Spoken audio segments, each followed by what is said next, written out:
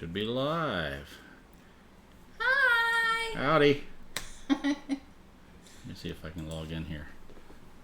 You talk and tell them what we're doing. Okay, well, so as you recall, last time we went up against a very bad man, and he was not very nice to us, and he kind of wiped us all out.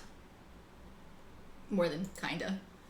So we went back and did the settlement phase, and we'd had previously a settlement event of murder, so we had to follow through with that. So we had 2 women and 5 men. One woman, Marnie, who was our leader, killed Isabella, and then Marnie grabbed Buscemi, and they ran off into the night together. So now we were down to 4 men, and that was it. With four lonely survivors. They were the only ones left. We looked it up. It's highly unlikely. It can happen, but it's highly unlikely you will get any more survivors other than doing intimacy. So we decided we were just going to start over. It was just going to be a slow decline, or potentially a fast decline if we went out on one more and had another TPK. So we thought we would just start over. So we have our new settlement called Aurora Dawn. We have our new survivors. Shall we name them?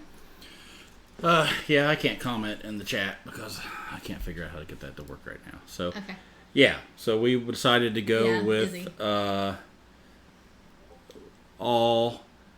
Well, let's see if you can guess the theme. This is Gozer and Bryn. And I have Shaft and Falzarin. Falzarin's the skinny one that doesn't do much.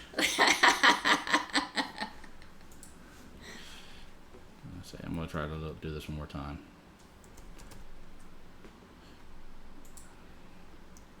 So we are starting from the very beginning. You always start with what is called the first story, appropriately. We're going up against the White Lion.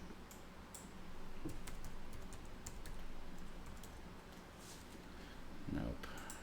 No, can't get it to work. Hold on. Holding on.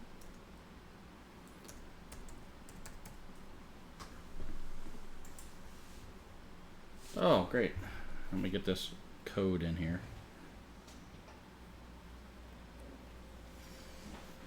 And keep talking.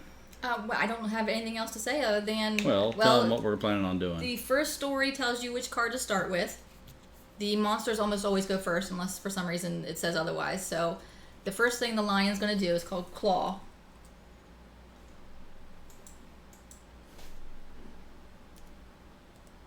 So he's going to attack us, and then we will get to attack back. And the only thing that we currently have is we have, for armor, we have our waistcloth. So we have 1 armor point on our waist, and that's it. And for weapons, we have founding stones, which are not great, but they're better than nothing. And they do have the very nice thing that you can, for an action, sling the stone from anywhere on the board. It will cause 1 automatic hit that inflicts a critical wound, which is really nice, but then you have to archive the card, so it's lost forever. After that, if you don't have your founding stone, the only thing you have to fight with is your fist and tooth, which is not great. So, things that we learned from our first 10 years, or 10 Lantern years. Number 1, if we can hang on to one of these founding stones, or 2 of them, it might be good, because they're pretty handy.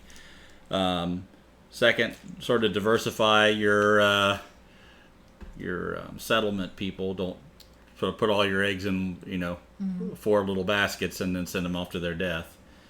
10 Lantern years. It's very different, Bill. Yeah. A Lantern year goes by very, very fast. I know this year's felt quick, but Lantern years are like 3 hours, really.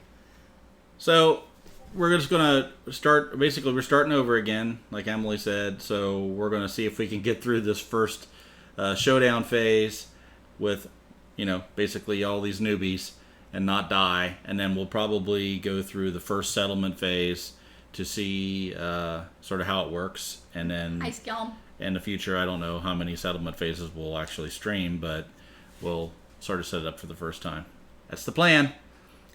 Leland said he's going to copyright strike this video once it's on YouTube because we stole his character. Actually, names. all those character names came up with us. We didn't. He didn't make those names up at all. Falzarin, Gozer, Shaft. Right. They're not his names. No, and they're not copyrighted. So, yeah. So, in the future, as people die, we'll definitely break the copyright and use names that Leland came up with. Yeah. Elena, the names are, I have Gozer is the brunette, Bryn is the blonde. I don't remember if Bryn had blonde hair. I don't think so, but Gozer definitely would be the brunette. Shaft is the muscular big dude, and Falsey's the little weak puny guy. So okay, it all sort of fits perfectly in. So the lion is going to do a claw attack. He's going to pick the target of the closest threat facing in range, or the closest threat in field of view. Since we're all in front of him, we're all in range. I have the monster controller on Bryn, so Bryn is going to be the first target because she then gets 1 insanity. We all start out with only 1 survival and no insanity, which is not good. Shaft is always the big dude. He's just in a small body. Okay, so the lion moves 6. 1, 2, 3, 4, 5. That's all he needed. Yep. 1 insanity for Bryn, and then he will attack. So he gets two die. 2 dice. He needs a 2+ to hit. And he got an 8 and a 9. So he definitely has a 2+ to hit. Fortunately, it's only 1 damage on each location. Thanks, Bladio. We're going to need it. Because actually, the first time through, we did pretty well. We had all 4 survivors make it through in the first round. I hope you have a good night at work, Bill. Do we want to use survival to dodge this early or save it? Save it right now. We're not in any... Okay, so that's a body and a foot damage. So that's a body light damage and a foot light damage. So he had 2 hits. Okay. Yep.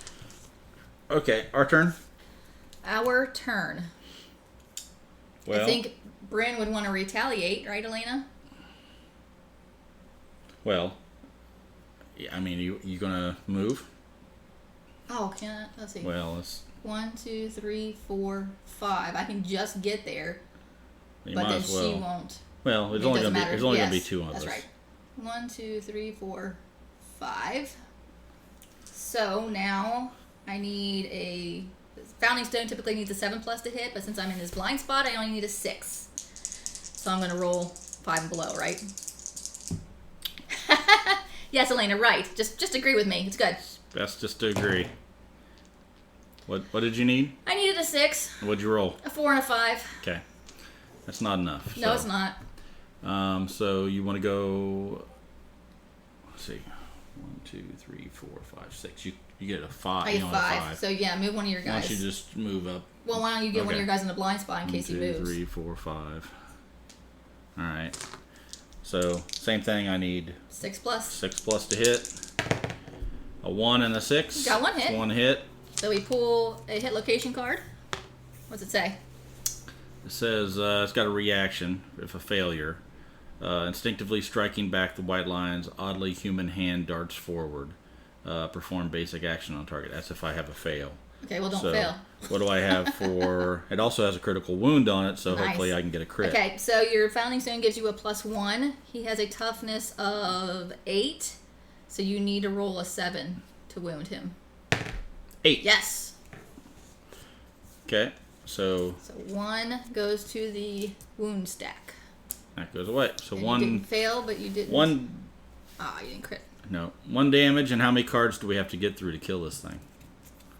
1, 2, 3, 4, 5, 6, 7, 8. Yeah. 8. And then 1 additional, right? And then 1 additional.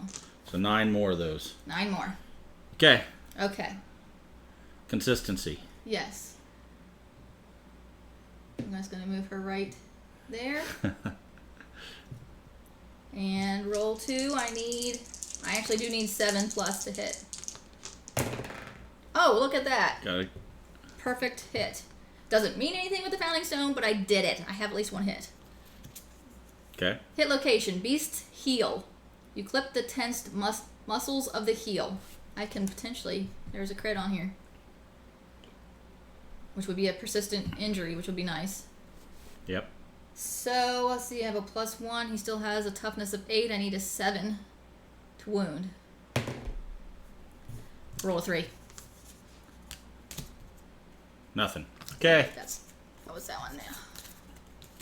Oh, I counted that. Wait. I counted that. 1, 2, 3, 4, 5, 6, 7, 8, 9. That's what I had. Same thing. All right. You want me to go? Yep. Is that Falsey now? Yep. Go to there. Falsey's going to attack with this Founding Stone. Let's see what he does. 3 and a 2. Typical Falzer attack. So, nothing. Leland is like anti-Achilles.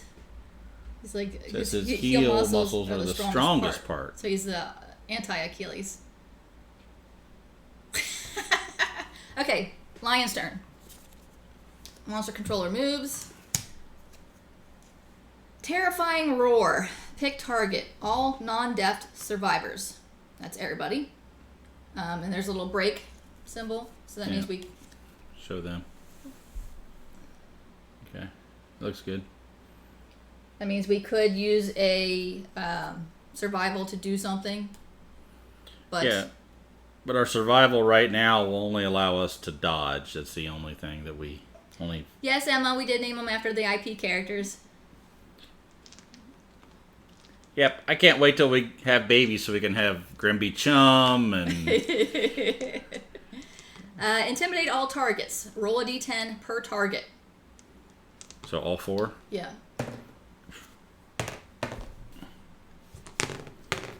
Okay. So I have 4, a 10, an 8, and a 2. If the result is 2+ and is higher than the target's courage, which none of us have any courage, so any roll would be higher than our courage, target suffers 1 brain damage per monster level and knockback 6. Okay, so that's 1 brain damage to each of us. We have no... Anybody that rolled higher than higher than a 1, which is all of us, yeah. We have no insanity. Yeah, we could have a CAC too, yeah. So since we have no insanity, we all take a major brain damage, right? No, because Bryn has an insanity. Oh, okay, so all the rest of us. Target suffers 1 brain damage, so yeah, so... We get 1, and then any additional, we'd have to go onto you have to the roll. chart. Yes. So, and we all knock back 6. 1, 2, 3, 4, 5. And are knocked down? 1, 2, 3, 4, 5, 6. No, just knock back. Okay. It doesn't say bash. Bash means you knock down. Okay. So we knock back 6. Perform basic action. Target the furthest survivor in range. So it sounds to me like, what did he actually do? Did he just squealing roared? Okay, and then we Yelled all at just sort of jumped our asses back because we were scared. Scared the shit out of us. Okay, well Yeah. then we need a shit token. 4 shit tokens. I think I got some here. Okay, well he's going to perform basic action on the... Those look like buttholes. Well, that's even better then. Yeah, your shit fell off the side of the board. You can't use it. Who's the farthest away now? You, I'm the closest because I only went back 5. 2, 3, 4, Everybody else 5, should be back 6, 6. 7. I mean, everybody else should be the same distance away because we were all 2, right next 3, to him. 4, 5, 6, yeah. Okay. So it's one of these people. So if, since Gozer is a monster controller, she targets herself, which this one is Gozer and that one's Bryn, so that doesn't work because she's not the farthest. She only moved 5 and ran out of board. Okay, well then you can't do that. So pick these guys because at least then the 2 of them will be closer together, right? Okay, so he can move 6. 1, 2, 3, 4, 5, 6. He's going to attack one of them. At least that way we can both get around to his blind spot. Should he attack Bryn or which one is that? That's Shaft. Bryn or Shaft? Yeah. Fudge muffins all over the place. Yeah, we're 1 round in and there's 4 fudge muffins. We should do a fudge muffin count. Where's Bill Ben? Bill Ben, you watch these things once we get about 100 episodes in. Count up how many fudge muffins were dropped. With sprinkles? I took the sprinkles off. They look disgusting. It was too much. Not Bren. Okay, so we're attacking Shaft. Okay. So speed of 2, accuracy of 2 plus. Because you don't have any evasion. No. Oh, you roll fantastic when it's bad for us. I do. That's an 8 and a perfect hit. Oops. So I can spend my survival to dodge one of those. Yeah, you can. Or, I mean, I would maybe save your survival for when you're about to take a critical wound. Possibly. So I would just take both hits. Okay, well then... You had to roll the 2 hit dice. I'll do the first one. Body. Body. Which I would then have a light wound. Yeah. And then waist, which I do have 1 waist with my... Yep, so now you lose cloth. your 1. So I just get rid of the 1. So that could have been worse. Actually, yep, okay. Yeah. Not bad. Not terrible, that's what I'm saying. You save your dodge for when it is dire. Those can be dire very quickly. Yeah, next round's going to be dire. Okay, it's our turn. All right, well, I think we start... Yeah. 1, 2, 3. Sorry. 1, 2, 3, 4, 5. I can get to his blind spot. Yeah, and so can I. So go ahead. Okay, and I will attack. Oh, did we add the blind spot last time when we were there? Okay. Yeah, because it's a 6 plus to hit. Okay. So now I will roll low because we're attacking. No, yeah. Oh! Well, you got 1 perfect hit. Yes. And a 3. What did you need? I needed a 6 plus. Okay. So I got a 10, so we get 1 hit location. Beast Femur. The blow lands on the monster's leg. This has a critical wound on it. Awesome. Now just roll that critical hit. Yeah, that's all I need to do is roll a 10 again. You just did it, so you can do it again. Obviously. Remember the last time you did it? Just do it like that. Okay. But forget about the 3 part that you did too. He has a toughness of 8, so I need a 7 to wound. All right. 7. Ha! At least I got a wound. All right. Another There card. we go. And AI the wound card stack. down. All right. 1, 2, 3, 4, 5. Moving around. Do the same thing. Need 6 plus. There's a 6. And there's a 9. 2 Nice. hits. 1 hit, 2 hit. Okay, they both have failures on them. And they both have critical wounds on them. Full move monster forward in a straight line. This is if I fail. I guess I won't read them unless we do them. 10 plus 4. The attackers suffer brain. Okay, so the second one here is the monster roars triumphantly. Roll a d10 and a 4 plus. The attacker suffers brain damage. That's not good. Per monster. Then that would give all of us critical brain damage. Yeah. So I'm going to do this one first, and hopefully it's not going to kill him. So What's the other one? What is the reflex? The it's other on a one failure. is It's on a failure. They're both so, on failures. Okay, well just don't fail. You never listen to me when I tell you that. You need a 7. Need a Roll 7. 1 die, get a 7. Got a 5. Okay, what's the failure? So the failure is full move monster forward in a straight line.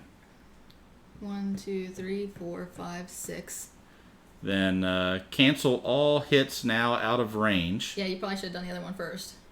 Wow. Well, no, because Okay. we would have had worse situation. Yeah, we could have exploded. Any survivors passed over suffer grab. Well, nobody was passed over. And That's we good. don't have to worry about grab, and this hit gets canceled. Okay. So So- that worked out well, really. But the problem is, these 2 people Can't do anything right can't do anything unless we throw our stones. now. No? No. Too early? I mean, I think, like you're saying, don't worry, take the hits. Definitely don't throw your stones that early. You always hang on to your stones as long as you can, right, Leland? Keep them close. Okay, well, I guess I'll just move then. So 1, 2, 3, 4, 5, 6. You gonna move up? I think we'll try to get and 1, 2, 3, 4, 5, 6. 1, 2, 3, 4, 5. Same. It's Okay. the same thing. All right. Leland never takes his hand off of his stones. Well. So it is the founding stone, right? You just it's your Found it when you were little and never let go? found it. Okay, Lion's turn. Monster controller moves. All right. Maul. Pick a target. Victim of grab last round. Well, we didn't have any. Nope. Closest knockdown survivor in range? None. If no target, sniff. So what is sniff? Sniff is a basic, right? What is it? I'm sorry, I was reading the chat. If no target, sniff. There's no target. What's the first pick target? Grab. If Okay. anybody was grabbed, no. Closest knockdown survivor in range? No. No target, which we don't have one, is then he sniffs. That's not too bad. It's a level 3 lion. When he sniffs, he gets a +1 accuracy token, though. That would suck. Anyway, the white lion sniffs the air and ends its turn. Until the end of the next round, all survivors are now threats, despite any effect that says otherwise. Okay. That's not a bad one. Get through that. Now it's our turn. So we still can't get to him. No. 1, 2, 3, 4, 5. It would have been better if he moved. Yeah, that sucks. So, So we just close in. Or, I mean, it doesn't... Or stay where we are. Or we can just glom together. Glom? Glom. That's Gorm. And we haven't got to him yet. No, we're not gorming, we're glomming. I mean... We can't attack him. So the best thing we can do is set ourselves up that, I mean, if we, like, move up this way, you and Gozer and Falzer move up this way, then we can be ready so that when he comes back to attack, we can... Right. Actually, he would come to whoever's closest. We have nothing else we can do That's not with good. these characters. Or we can just, like, hang out over here somewhere. Well, I think maybe these two split. Maybe go over and up a few. That way there's not, he can't just turn and... I don't think he has a charge, though, does he? I don't remember. I don't remember. 2, 3, 4, 5. I think I'm going to move here. Put Falsey out as bait to draw him in. Well, yeah. He should always have the, priority target token. Yeah. But I'm going to move Falzer in here. And the idea, I think, is we can sort of get ourselves set up so when he does come... Well, we have to think about who's closest because he's going to go to whoever is closest. Right. Well, we can move these guys up and over, too. Okay. So I probably shouldn't move up any, but I can move over some with Gozer. Like here. Yeah, I mean, I think he's going to... Well, let's move these. 1, 2... I think I'll just move them right... There you go. Maybe that's probably the better bet. Just be in a line? Well, then, because the idea is whoever he attacks, which will probably be one of these two, then the other one can get in the blind spot, is the idea, right? Yeah. So maybe I'll move... Yeah, Falzarin can't go any farther, so what we would want to choose is probably him if we have that option. So if the lion's standing here, 1, 2, 3, 4, 5. Yep, it'll take these 4 spaces. Bryn can get into the blind spot. Yeah. 1, 2, 3, 4. 1, 2, 3, 4, 5. So can Falzarin. Okay. So at least 2 of us can. So I think that's okay. Good. Monster controller moves. Can Falsey blink? I wish. Yeah. Here, let's just... Hello, Doste Typical Cordura. Cordura. Hello. Hello.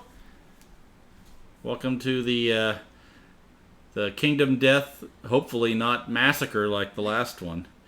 The last stream. Okay, so we got Chomp.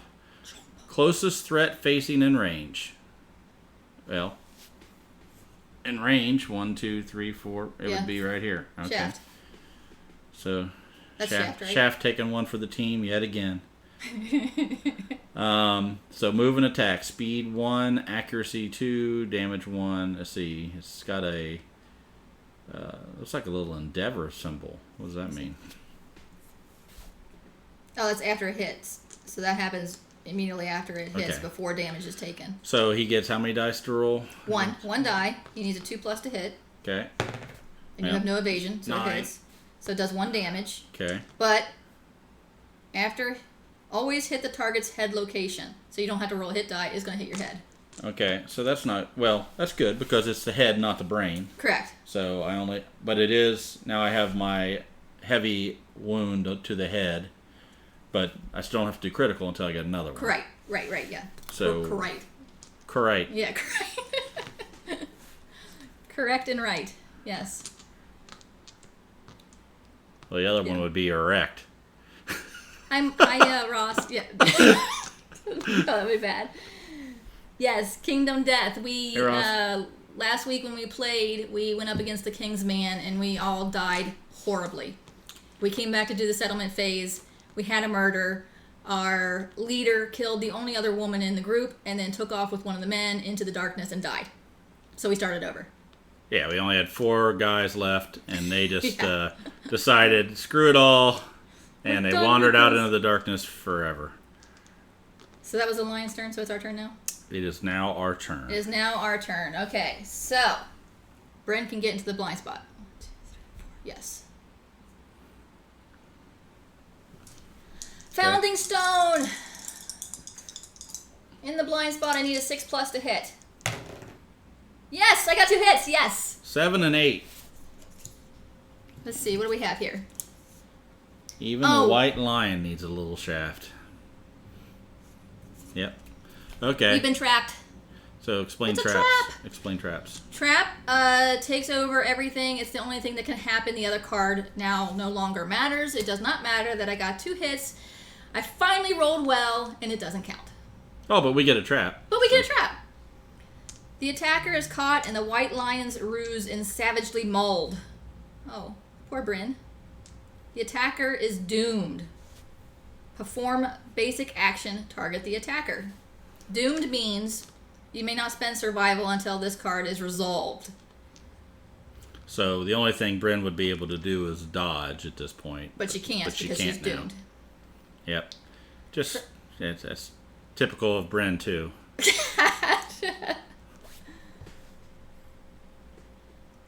I almost said typical. Trap reminder rules. A trap cancels all the attacker's hits and ends their attack. When a trap is drawn, a knocked down monster will stand. After a trap is performed, reshuffle all hit location cards, including the trap card. So there is only one trap card in the deck, but it gets reshuffled in every time it comes up. So it can come up multiple times. Yay. So basic action on Bryn. Give me the monster card. Speed of 2. 2+ accuracy. Crap. 2 hits. You're taking 2 hits, Bryn. 1 damage each, both to the waist. This is not good. Well, at least we still have the 1 armor on the waist. So we lose the 1 armor, and we take a light wound. Not too bad. Could have been worse. Could have been a lot worse. We're hanging in there. Okay. So that was Bryn's attack, right? That is so not fair, Elena. How many times will Emily kill Bryn? Emily has not killed Bryn ever. Well. Yeah, technically, yeah. All right. But you still have your stone. 5. It's right here. All right. I'm going to go in. Oh, no, that's not blind spot. So I'm in the blind spot here, so I'll go ahead and attack, and then I can move out of the blind spot and allow you 2 to get in there. Yeah, that would be good. So I'll go ahead and... You need a 6+ to hit. Yep, whip out my founding stone. And I got a 5 and a 7, so it's 1 hit. Give me a hit location. Okay, so this is called Beast Ear. And I'll read the failure if I don't do it. So I need to get a... What is it? 7? The Founding Stone gives you a 1 and has a toughness of 8, so you need to roll a 7 to wound. 7 wound. I'm just going to write this down because it's the same force every time. 7. It is the same force every time.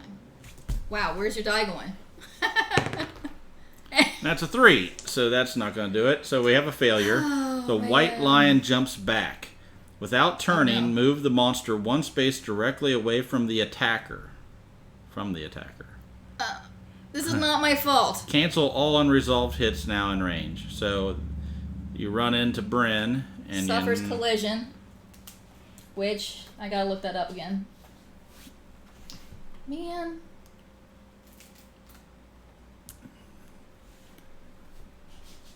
Yeah, it just means you're knocked down. Okay. So knockdown means you don't get to attack The your... monster moves through a space. You just collide it into him, though.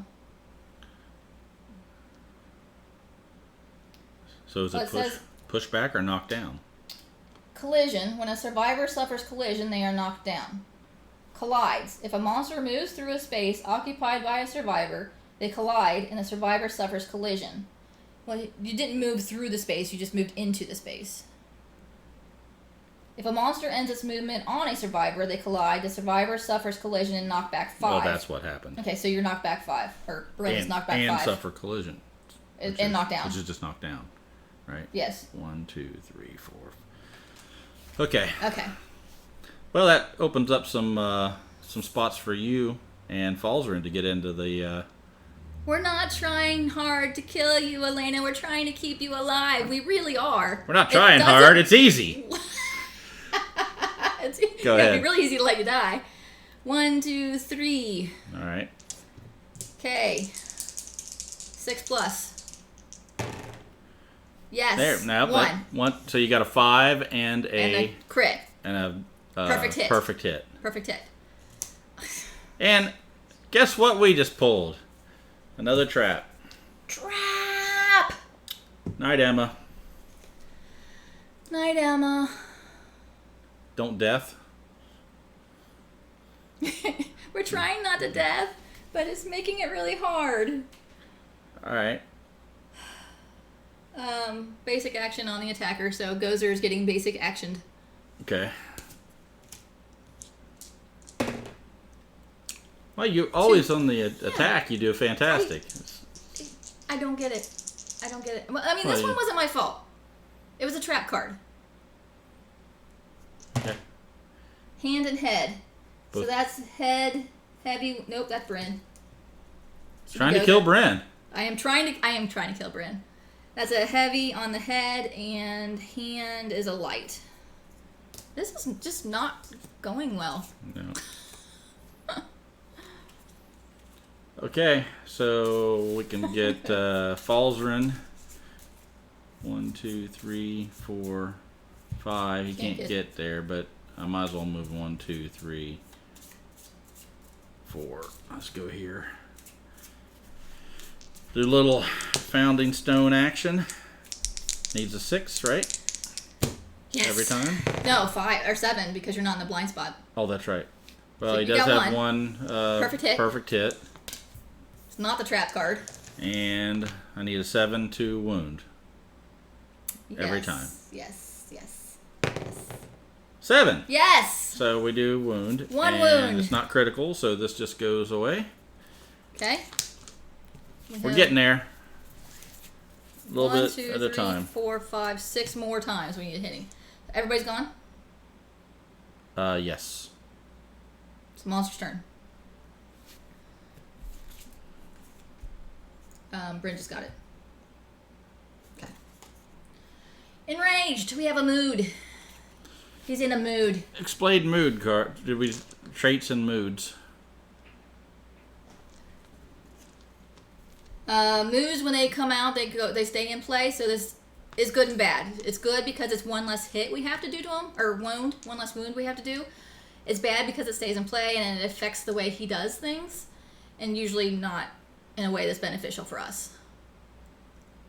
So it says when this comes into play, draw another AI card, which means I need to shuffle them first. While Enraged is in play, White Lion gains +1 damage token per monster level. So now instead of doing 1 damage to us each hit, he's going to be doing 2 damage. So we need a +1 damage token.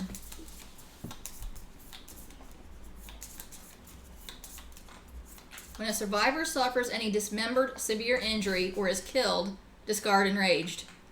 That sucks. So you can show that to the camera if I can't. So there's little damage tokens that have a plus and a minus on the other side.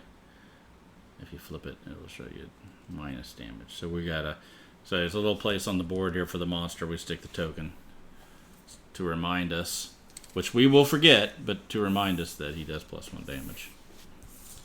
And that stays in place until somebody's dismembered or killed. Okay. So well, that won't be long. Yeah. They should just put when Bryn gets dismembered or killed. Pick target closest threat facing in range, which will be Gozer. Yeah. Speed of 1. That's not too bad. Accuracy 2 plus 1 damage, but now 2 damage. Definitely hits. That was a 9, of course, because it's the monster attacking. And that is 1 2 damage. So I roll the dice once and it hits the same place 2 times. Which is body. Which goes from being perfectly fine to having a heavy injury. So far we haven't had anything on the critical wound table yet, so we're alright. Oh wait. After hit, always hits the target's head location. So that was not body. I should not have rolled. It was my head. Guess what we get to roll on? Yeah, now we get to roll on the severe injury list. Yeah, that's what I get for you talking. spoke too soon, yes. Damn it. Okay, this could be the end of Gozer. So, you rolled a 2. Yeah, I was going to say, the most important thing on these that we found is don't roll low. Head. 2. Oh my god. Oh my god. Head explosion! Your head erupts in a shower of gore, killing you instantly. All other survivors are so disturbed they lose 1 survival. So that 1 survival that we had, We were hanging on to. all that we had is now gone. Alright. Well, and Gozer's dead. I mean, I guess that's appropriate that she's the first to die. Well, yeah. Sorry, Gozer. Okay, maybe hanging on to them founding stones is probably not the best idea. Now, can we pick up the founding stone off the dead body?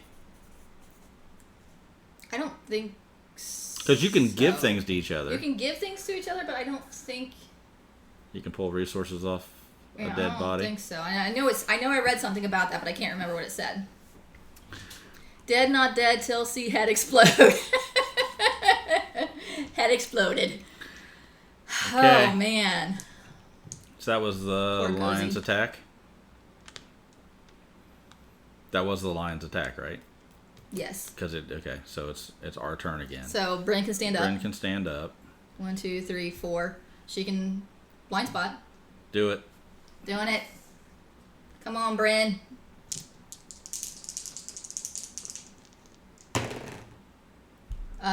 I needed 6s to hit. Hey, you got I rolled 2 2 6s. 6s.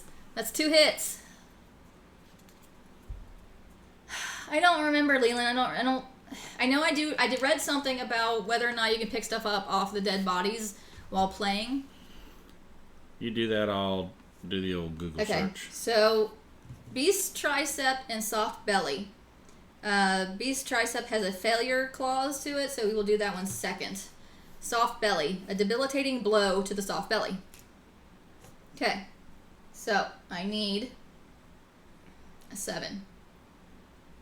A crit in this case would be very nice, though.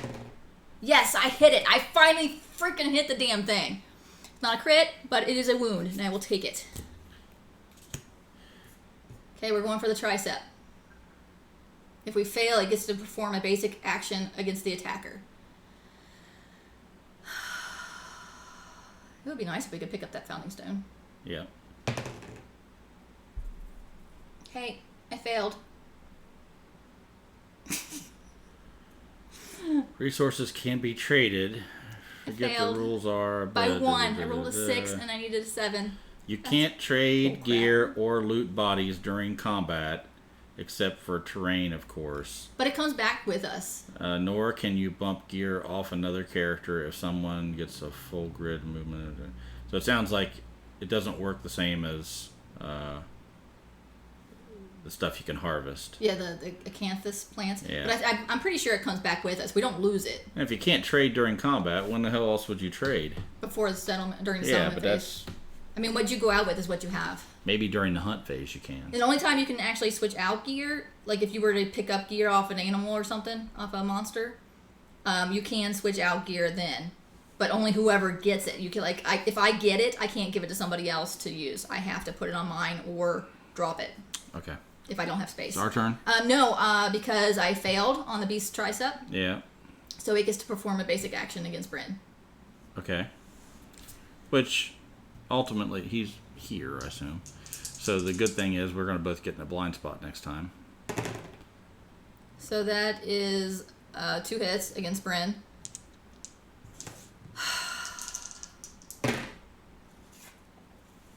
And that is One on the waist body. and body. Waist Waist is a heavy wound. Body is a heavy wound.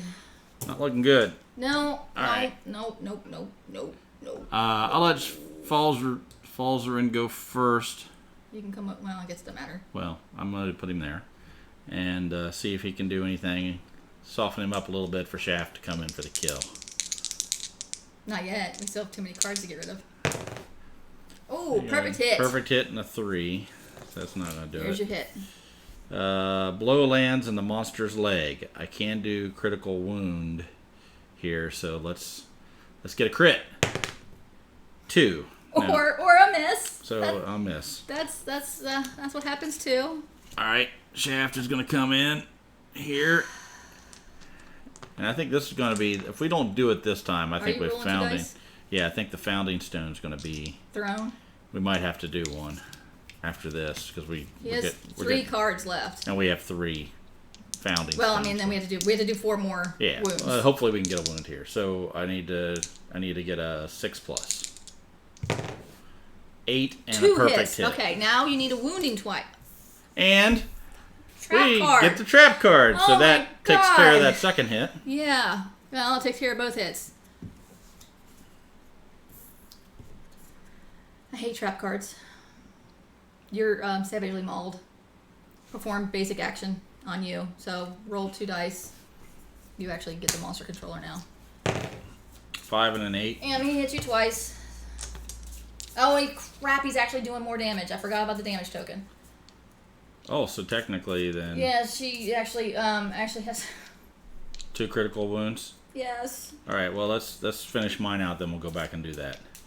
All right, so I get 2 hits. That is body and hand. Make it past the first freaking white lion. Body and hand, 2 hits each, right? Yes. So arms, I'm at max, and body is going to roll on the critical table. So don't roll a 1 or 2.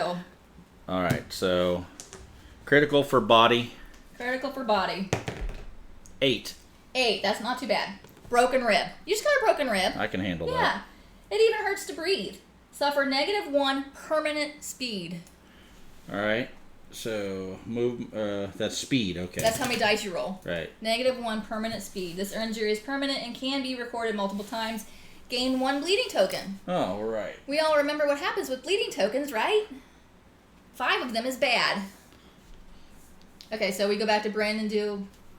Yeah, the 2 criticals on Brent. That would be 2 criticals then, right? Severes, yeah. Or severe injury table. Yeah, body and waist. Okay, do the body first. 8. Same thing. I get a bleeding token and a -1 permanent speed. Wow, we're not going to be able to hit crap. Right. Yeah. This is not going well. And this was waist. 6. Destroyed genitals. You cannot be nominated for the intimacy story event. This injury is permanent and can be recorded once. Gain a random disorder. You are knocked down.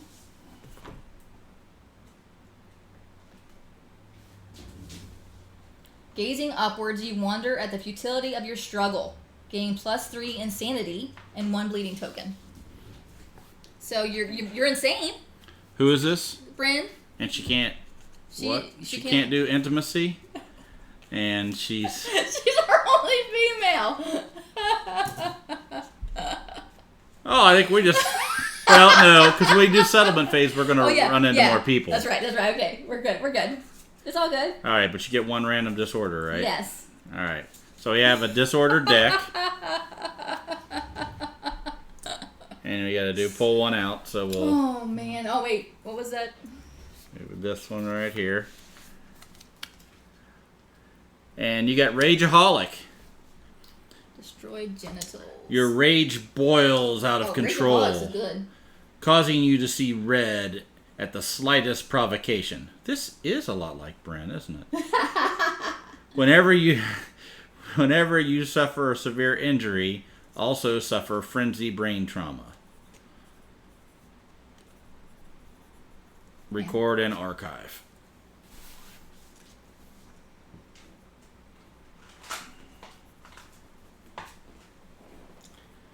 So, frenzy brain trauma. You have to read that so we remember.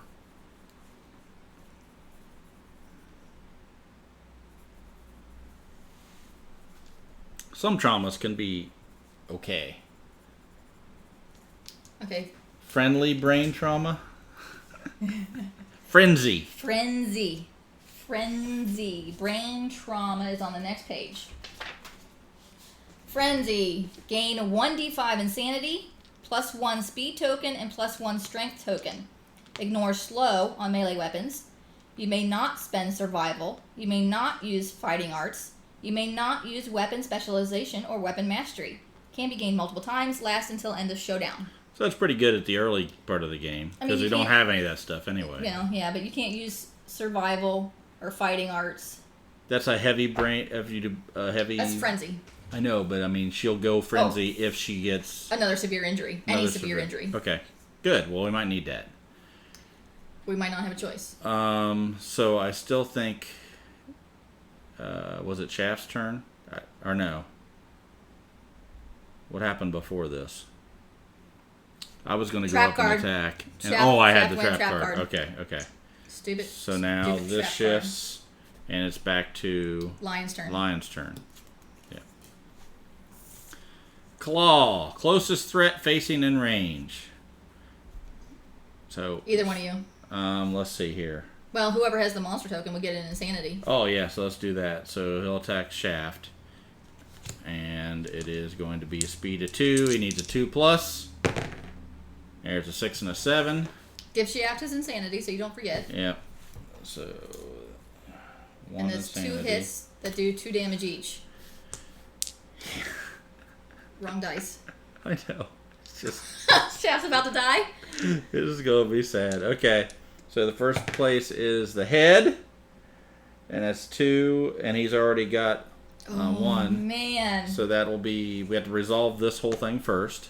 Okay. Before I roll my second damage. So this is on the head. 6. Oh, thank goodness you didn't roll a 3 or lower. Oh, deaf. We have our first deaf person. We've never had this before. You won't hear it coming. Suffer -1 permanent evasion. Shit. This injury is permanent and can be recorded once. Gain 1 bleeding token. Well, write down that you're deaf because that affects a lot of other things. And that's a disorder or impairment? Impairment. Okay. Deaf. -1 permanent evasion is now 1 easier to hit you. Yeah, and 1 harder for me to hit with a -1 speed. Yeah. So, all right. Second damage. Don't roll ahead again. Head. Don't roll ahead again. All right, here we go. Do not roll well, a 3 if I roll or a lower. 6, it's good because it doesn't. Nothing else happens, right? Because it says it can only be recorded once. Okay, roll a 6. 3. No, do not roll a 3 or lower. That's a 3. Decapitation, you are dead. All right.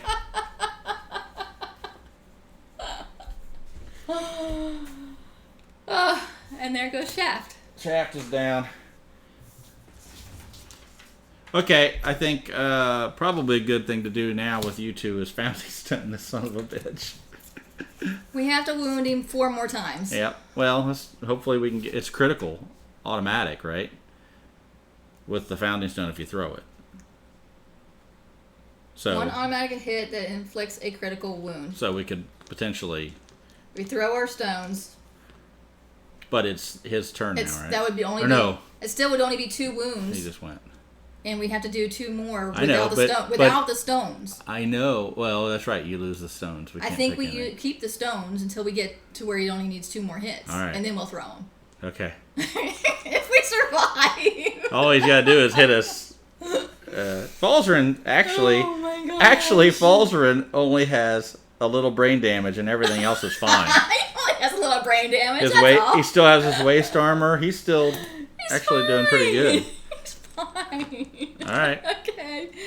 Okay, so she has a -1 speed, so she can only roll 1 die. Needs 6+ to hit. Well, there's a 1. Yeah, that's a 1. Okay, that's not enough. No, it's an automatic fail also. Yeah. So Falzarin is going to... Can he get to the blind spot? 1, 2, 3, 4, 5. Yep. So I need a 6. So you can roll both dice?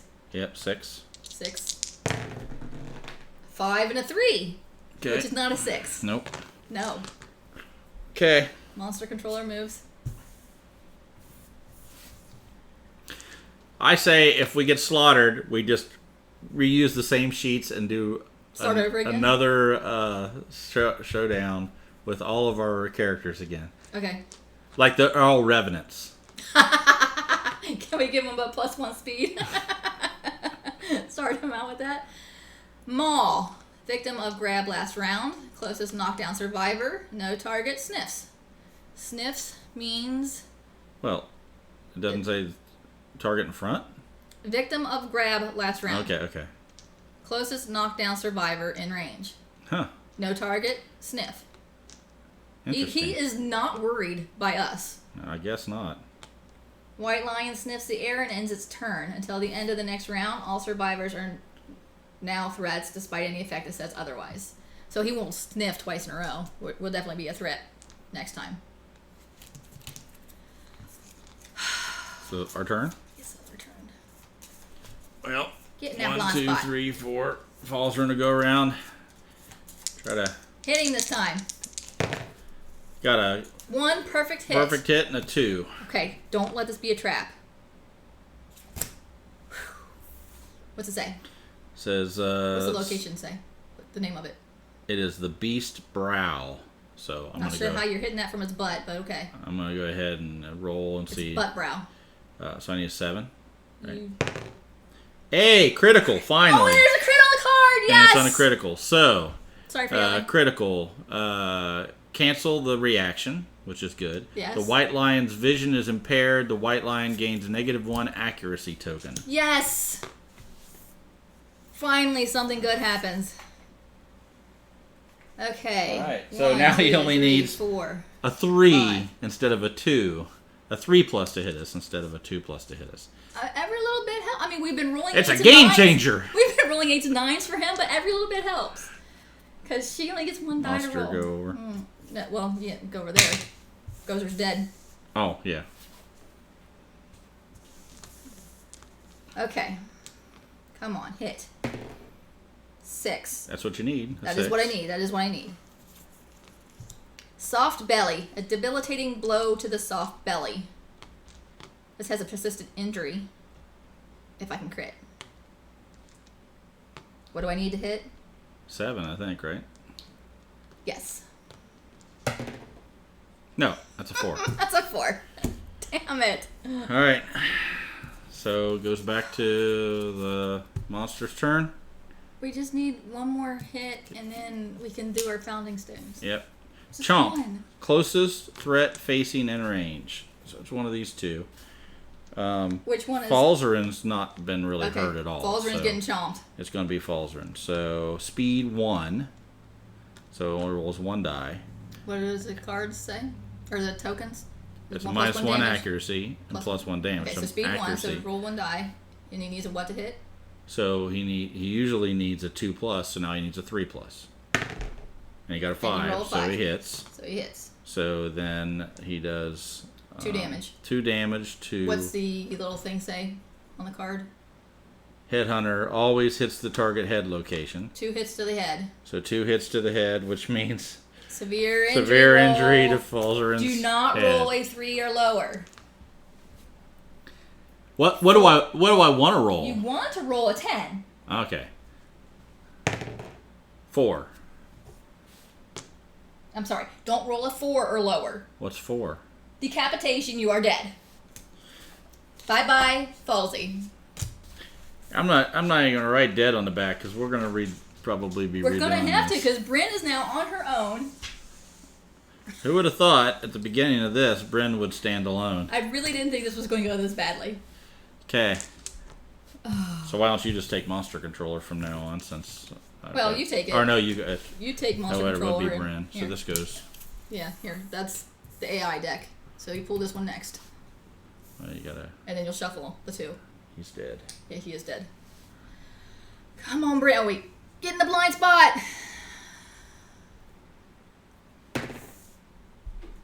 It's not a I hit. rolled a 3. That doesn't hit. Okay. So now... Oh, where are you?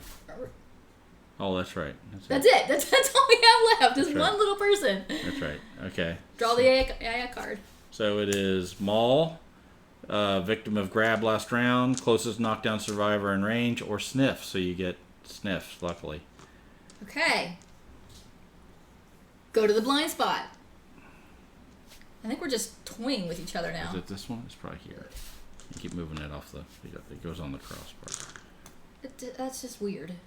Well, it's taking up 4 spots. It's weird. Okay. It can be weird, but do the weird thing. Doing the weird thing. Okay. I need a 6. I'm afraid to roll it. Well. Because I rolled a 2. All right. So we're. Shuffle the cards. The good thing is one of them is just always going to be a Sniff. So. Yeah, but if it pulls the Sniff one again, I'm not still a target. It's discounted. Okay. Maul. Victim. Here it is. So, yeah, it's going to attack you. Yeah. So, it's basic action. Yeah. Okay, speed 2. 2 or 3 plus to hit. Got a 4 and a 6. And it does 2 damage each place. Yeah.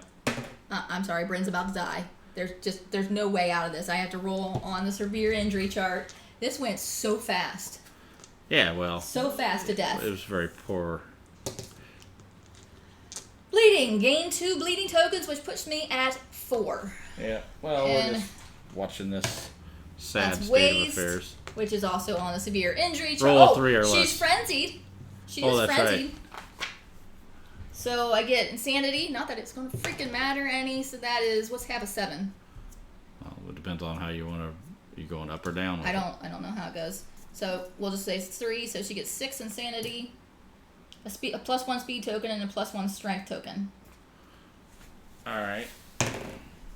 Foot. That is not a severe injury. I still had a heavy injury left over that one. +1 speed. And oh no, it is severe injury because it's 2 damage each time. I swear that stupid 2 damage thing. I'll pull these out, but I'm going to just keep them over here so I can put them back away. Yeah, because it's not going to matter. 2. Because that's a 2. Gain 2. No, wait. Yeah, it's a severe injury. Yeah. I think that's a head. It's the legs. Oh. So it's blood geyser. Yeah. Blood shoots from your femoral artery at an alarming rate, killing you in seconds. Bye-bye! Thanks for watching this. Actually, I think our best bet is to reset since we're here. 1 survival. Set the deck up again. No rageaholic. No destroyed genitals. Give me your blood. Give you my blood. This just went to crap. That stupid trap card. That's what did it to us. It wasn't the bad rolls. It had absolutely nothing to do with the horrendous rolls. No. It was that trap card. Can you give me back our dead bodies? Okay, so that was a example of how not to do. Do as we say, not as we do. Thing of Part of Kingdom. I need Shaft back too. I'm gonna undead him. Resurrection spell. And put everything back to starting. Man, that was just brutal. Well, I'm sort of glad, really, because having a -1 evasion, a -1 speed, and all the other negatives would have been a bad start. So I'm thinking founding stones. We might need to use 1 or 2 of them earlier, and especially on ones if we get a critical hit, it could really put him in a disadvantage. I mean, it's that or someone else shuffle.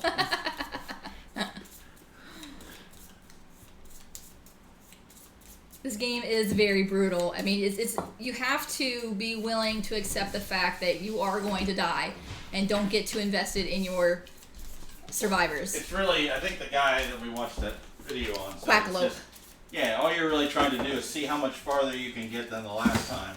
It's not like you're going to make it. We got a lot farther last time than we did this time. Yeah. So first time, Lantern Year, well, probably would have made it to 11. Or no, 10. We would have made it through 10. 9 or 10. This Yeah. this one we made it. We didn't even make it 1. Not to the We didn't even settlement make it to the phase. settlement. So. We should be settling right now. All right, so we back to having 1 waste, 1 survival each. Yep, we got to be 6 away from the lion. And there's no insanity, right? No insanity. All right.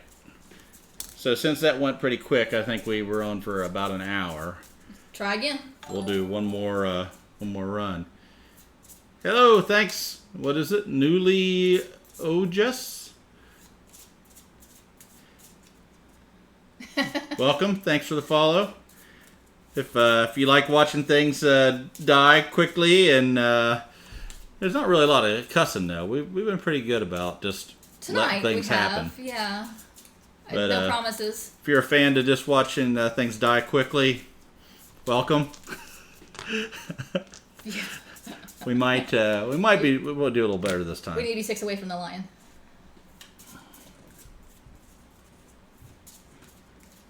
I think we had it similar to this last time, and that worked out really well. Yes, really well. So Can we take out the trap card? I mean, it's not like super cheating. Hi, Tom. Start writing. Have you tried writing the monster a stern letter?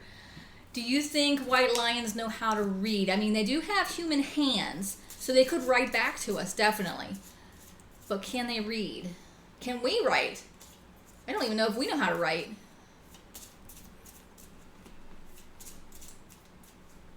Does any of your characters have a large cardboard box and a piece of string? Sadly missing from our inventory list. yeah, we don't have. Did we read? Did you read the beginning thing of? You should probably read how this all starts, just so anybody. The story? Yeah. Should we do like a show and tell and hold the book up? Sure. I mean, we need a little break between after dying to coming back, so. Once upon a time, there was a place of carved stone faces. A man with a lantern lay sleeping in a dreamless sleep. The man knew nothing. Can you see that? Sorta. Yeah. Good enough. Story time with Jon and Emily. One day, the man woke up. He rubbed the dried ink caked over his eyes and opened them. Around him, he saw other people stirring, and beyond, a horizon of unbroken darkness. Yeah. Light's really not good for it, but that's okay. There you go. If you hold it back there, it's better. A woman approached the man with a lantern. Her soft hand reached out to him. They had no words. They were a mystery to each other. Oh. So which one is that? That's got to be Bryn and Falzarin. You think so? Yeah. Suddenly, a monster emerged from the darkness. Its eyes wild with hunger. It attacked.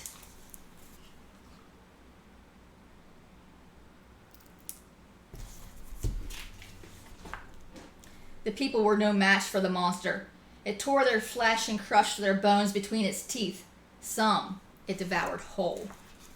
That's what we thematically just showed you, that part.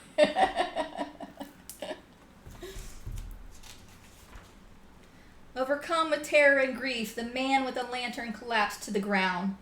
Cold stone noses pushed into his side. There was no escape. How many fights are there in Kingdom Death Game in theory? How many fights? Well, there's 36 Lantern years, so each one's technically a fight, but if you're talking about different types of beasts and stuff like that, there's just a buttload of different stuff you can. All kinds of expansions you can get. Yeah. We have the base game and 4 expansions, which we probably won't even get to. I like it for the minis too, the models, and it's a hobby game as much as it is a But the man cluster. did not want to die. Desperately grasping at the cold stone faces, he felt a crack and tore at it with all his might. A piece of stone came free. It was sharp and deadly. Back. There you go.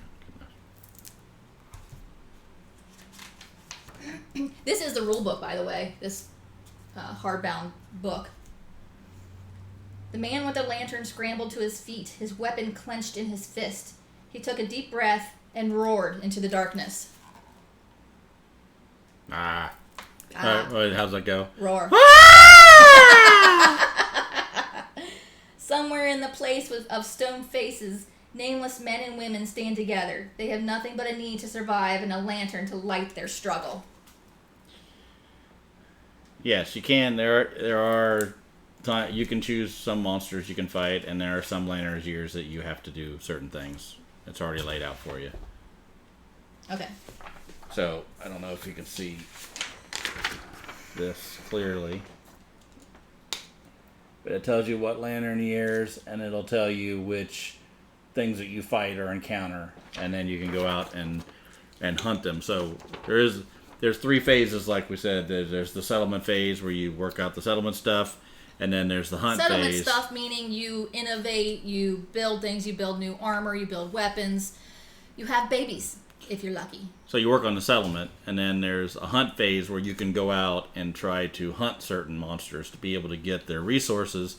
So when you come back to do the settlement phase, you can use those resources to build certain types of armor and things. So say if you go hunt a lion and you get all the resources you need to do a full lion armor kit, you'll get additional bonuses for having all the pieces of that. So the hunt goes straight to the showdown. The showdown is what we are currently doing. Right. So we're just starting again. And hopefully this time goes a little better. One more go here, and if we can pull it off, we'll show you the first part of the settlement phase, and then we'll be wrapping it up for today. Because the settlement phase is actually the first part of every lantern. Yeah, I mean, if you want to think of a play session, you would go settlement, hunt, showdown. Right. We tend to go hunt, showdown, settlement. Yeah, we end with usually get the settlement out of the way for the next gaming session. Okay. Lion goes first, right? It does. Oh, and it's supposed to start with. It's supposed to start with claw. Yep, and I think we had one for the hunt location too, or hit location. I mean, does it matter? I mean, that's just how you. What was the? It's just teaching you how to play though when you start with this. So does it matter? I don't know. We'll just do it the way it says. Okay. Which one was it? I'm looking for it.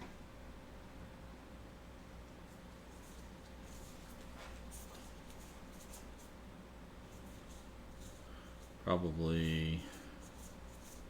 Strange hand. Strange hand. Okay. All right. And claw's already on top. Fortunately, weirdly. All right, go ahead and start that. Closest threat facing in range. 1, 2, 3, 4, 5. Is that shaft?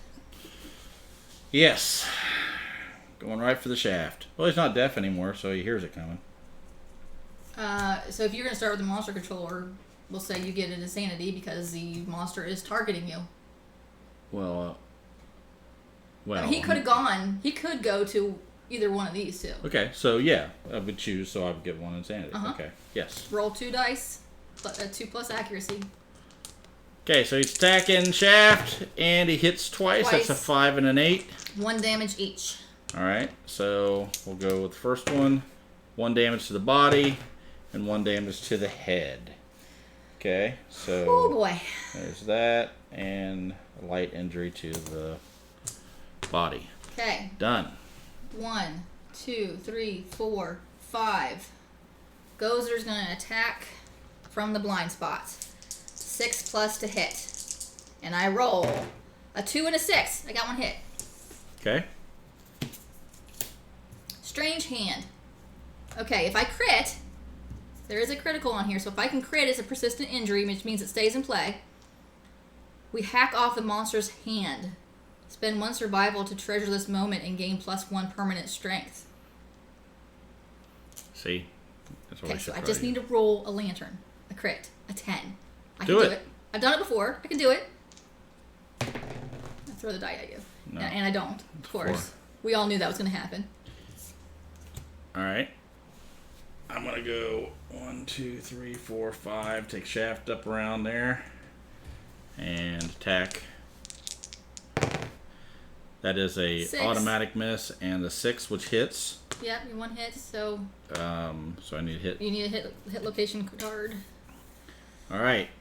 This is called Straining Neck. You strike at the monster's throat. So it's okay. I'll go ahead and see. I need a 7+, and I got a 4. Okay, that sucks because I could have paralyzed it or crushed its windpipe if I would have. That would have been nice. That's why we need to do. So I think. Well, I mean, if we throw the Founding Stone, we don't pull a card. It's just a hit. We just get rid of one of the AI cards. Yeah, and then the other person will have a weapon. And then we only have Fist and Tooth, which is a lot. Well, it's not terrible. It's still 2. It just makes it 1 harder to hit. And 1 harder to wound. The Founding Stone is a 2-7-1. Fist and Tooth is 2-8-0. And we can't freaking hit. Oh, we get a +1 luck when we attack with Fist and Tooth, though. But anyway, we can't freaking hit with the Founding Stone as it is. I think at some point in time we're going to have to use one. We are. We're going to have to. All right. Go ahead. 1, 2, 3. So now you need a 7+ to hit him. 7+. Roll 2 dice. That's right.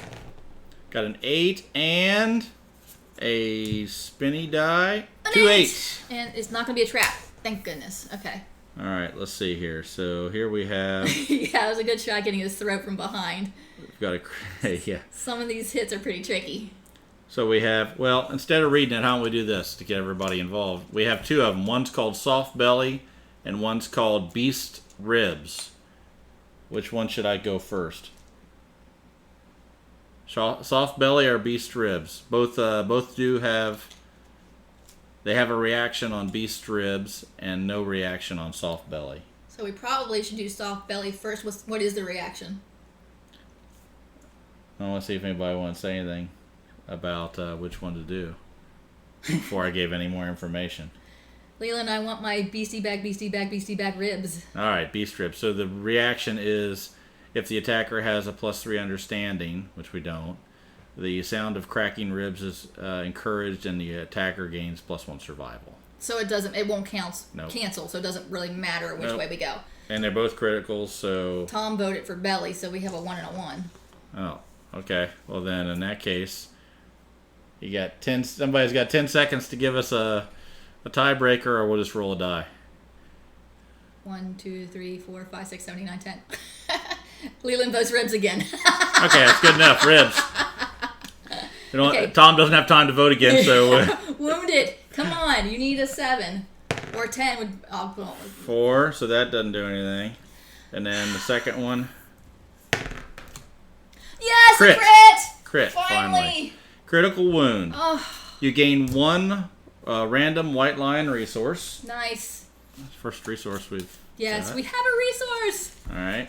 So we get great cat bones. I don't know how we pulled that out of him. And then, so it's persistent injury. It's got the little skull as a persistent injury. And it says, the white lion's intestines hang from the wound on its gut and drags on the floor. At the start of every monster turn, before it draws an AI card, roll 1d10. On a result of a 1, the monster suffers a wound. Nice. Oh, that is nice. And that goes here as a persistent. Yeah. So that's good. So nice. So that was that was actually Falzarin that did that. Oregon Trail. So Falzarin slid over there and slit its gut open and pulled a rib out. I'm gonna put this here so we don't forget. Well, it goes in a. It would go there, but if we put it over there, we will forget. If I put it here, I will see it, and I'm like, oh, we have to roll a die to see if he suffers a wound. All right. You could also accidentally stick it back in the pile. I won't. I promise. Okay.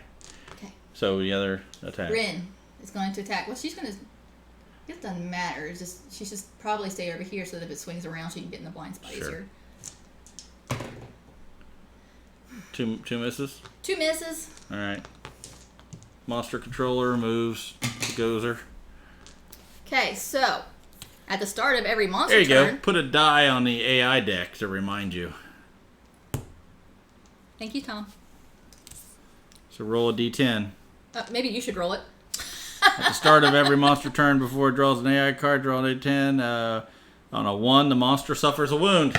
Well, 1, you should be doing it. Because I rolled a perfect hit. Oh, man. Okay.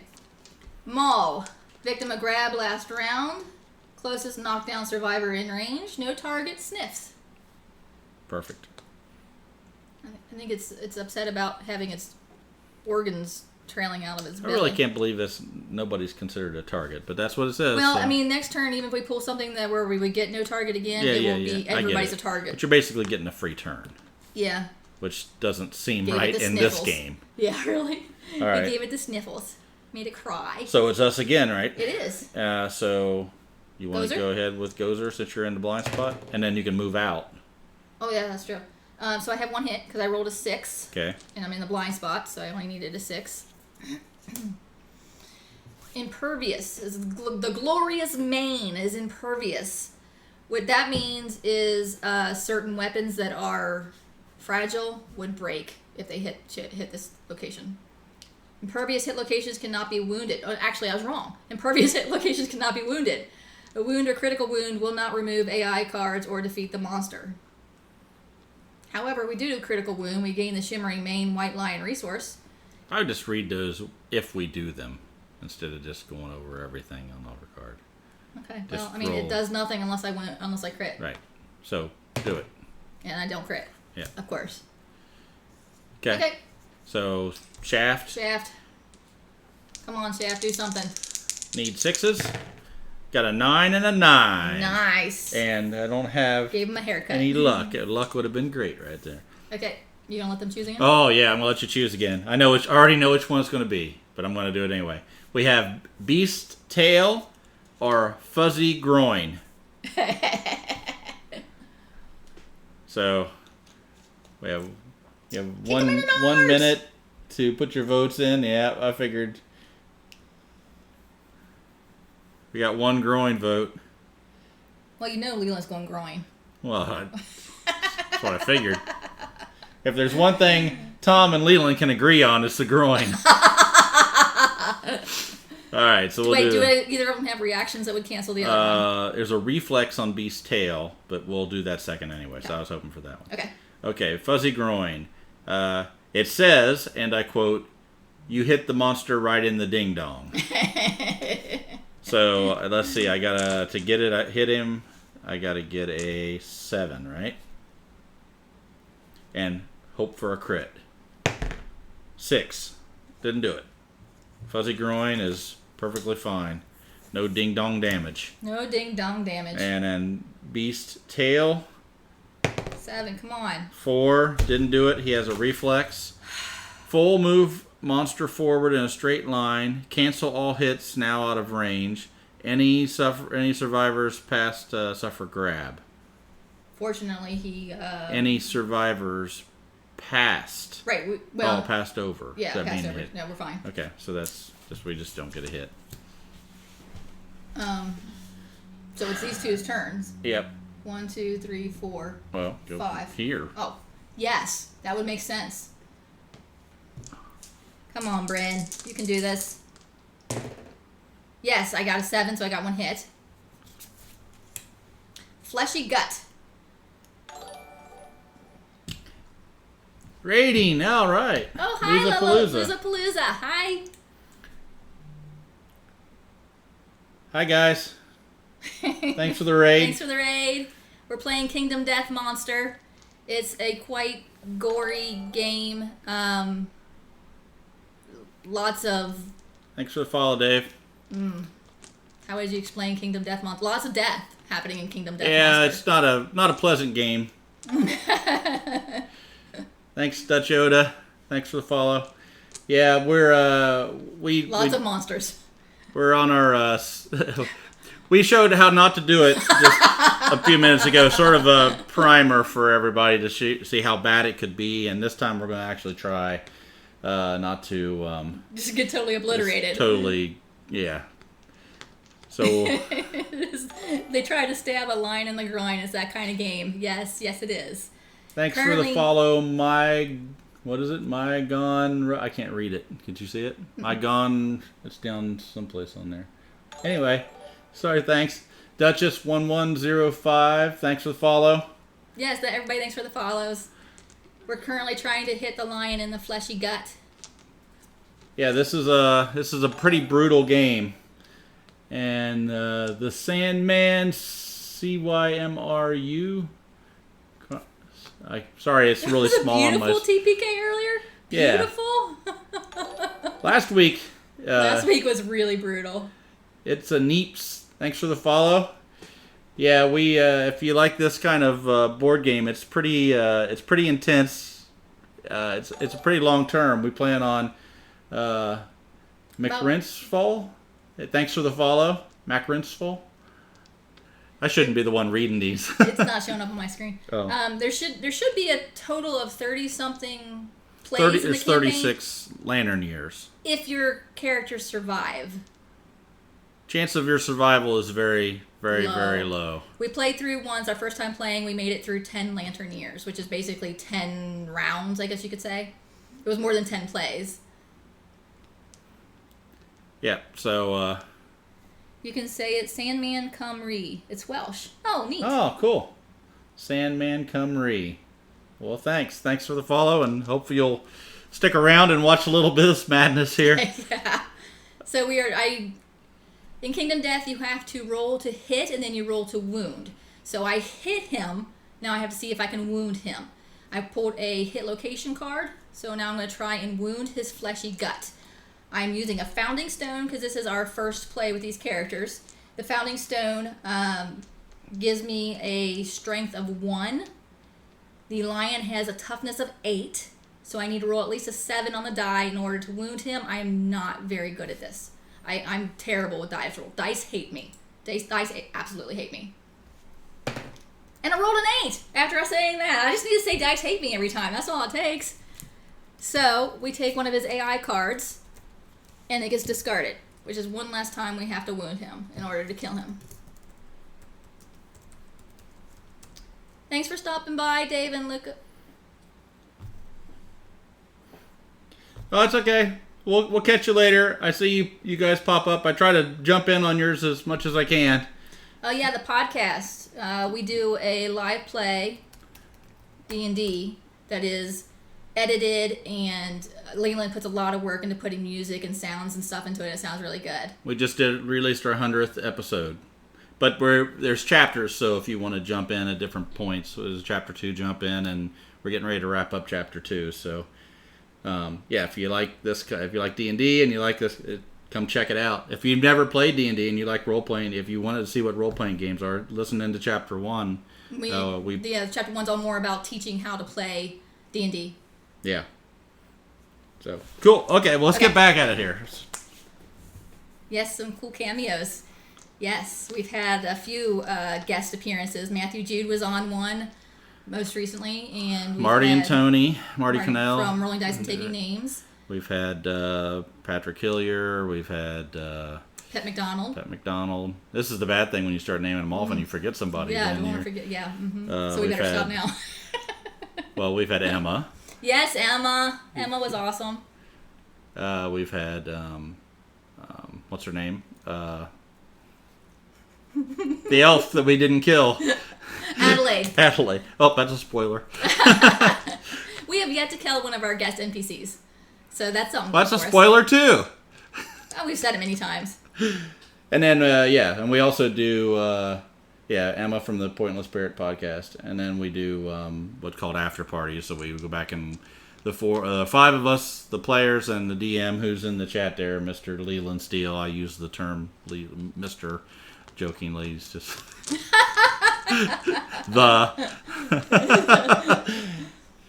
And, so he's the DM. Yeah, Adelaide.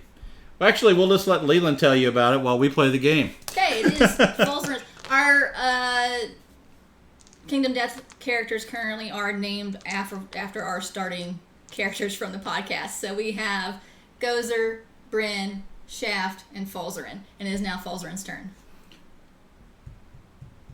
So we're moving up in the blind spot, and Falzarin's going to give him a shot here. He is 6. 7 and an 8. 2 hits. Perfect. And no trap card. So you want to explain with the new people listening in if you want to say what we're doing here. And, so every time you hit, you draw a hit location card. And then you have to decide, you can decide which order you want to do those in, since he has 2 of them. Some of them have reflexes, so if you miss there's conditions on them listed. If something happens, something else happens. So both of these have reactions to it, but we've been letting everybody vote here on which one I want to put first or second. So we have the beast ear and the beast paw. Anybody want to vote up on that? They both have reflexes? They both have reflexes, and they both have critical wound possibilities. So is ear or paw? It's ear or paw. Anybody? We got a paw. We have two paws. Two paws. And the paw. Okay. Paw. All right, so I need a 7+ to hit. And currently the only weapon we have is called a founding stone. Is what we start with. So, can you read that? No, the light's too much in there. Is that better? A little bit closer. There you go. Right in there. Back it up a little bit. There you go. That's fine. Okay, anyway. So it's a founding stone. So it has a strength of 1 on it. And again, the lion has a toughness of 8. So we need a 7 to wound. Is that a giant sheep? No, it is a lion. It's not completely done painted yet, but it's... Is that good enough? That's good enough, yeah. These are the only few figures that I've got painted. It's like a hobby game, too, so there is a ton of miniatures to make and paint. So that's half the fun for me. Okay, so I'm going to roll 1 die and see. I need a 7+, right? Yeah. Mm-hmm. Oh, look at that. Crit. Oh, nice. What's All that right. do for us? So, critical wound. Cancel the reaction on this card. Your attack destroys the white lion's foot. It loses its leverage. The white lion gains -1 movement token. Nice. Gain 1 white lion claw lion resource. And persistent broken foot. Ignore the effects of grab. So let's go through that one more time. The white lion, -1 movement token. That's great. Then we get the white lion claw resource. So the resources are there's a resource deck that you get with each monster, and then you collect their different resources. And when you go back to the settlement, you can create armor or do other things with the stuff that you find. So I get a white lion claw, and then it's a persistent injury, broken foot, so we can ignore the effects of grab. Nice. So grab it sucks. can't grab anymore. Yeah, so grab sucks. That was the first one, so Yeah. I get my second attack. Crit again. It's a 7, which is At still a least it hit. is. Oh wait, I didn't take away the AI card for the crit and an AI important. card for the hit. And that's done. Whew, okay. So things are going much better this time than they were the first hour. 1, 2, 3, 4. We have to wound him 5 more times. All right. It's shaping up to be a much better fight this time. Okay, so it's his turn. Yes. So we have to roll to see if he gets a 1. Because of the persistent injury. Oh, that's right. His, what was that called? So we have a persistent injury called Oregon Trail, not Oregon. I rolled a crit. At the start of every monster turn, before it draws an AI card, roll a 1d10. On a result of 1, the monster suffers a wound. So that didn't help us. No. So now it's its turn, and did Gozer just get the monster controller? Or is I think I had it on? last time. I think it goes to you. Okay. So pick target, random threat in field of view. Yeah, things are working out a lot better this time with a couple damages. It's going to be a different ball game. Which shows how much this game can shift, right? Yeah. Random threat in field of view. So either one of us. Bryn's not really hurt at all. Well, let's ask them. Who should it go for? Falzren or Bryn? It's going to attack Falzren or Bryn. Just to get some votes. I'll give it 1 minute. Falsey, Bryn. Well. Whoa, Elena. So if Bryn dies, it's not our fault.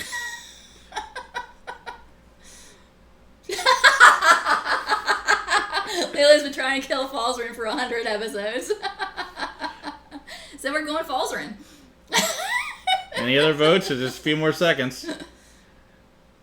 Potentially. Well, no, it would be really hard to die from one hit, especially since you don't have any damage yet, but... It's not possible. I would not rule it out in this game. Oh, we got 2 Bryn, so... Okay. We're doing Bryn. Fortunately, this is called Size Up, so it's Intimidate Target. The monster stares down its prey. Turn to face target and roll a d10. On a result of 4+... 6. The target suffers 1 brain damage per monster level and is knocked down. Fortunately, he's only a level 1 lion, so it's only 1 brain damage, but she is knocked down. Okay.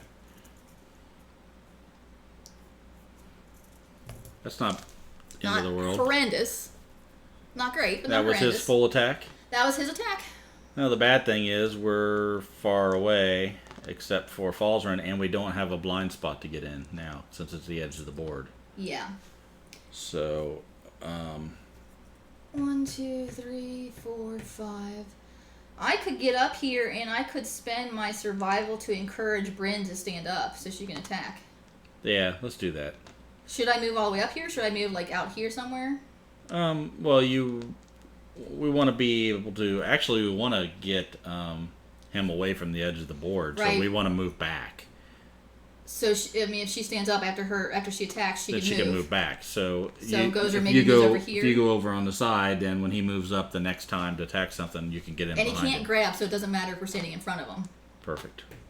So yeah, you can encourage from, I'd say go like right there, and then encourage and have her stand up. Okay. 1, 2, 3, 4, 5.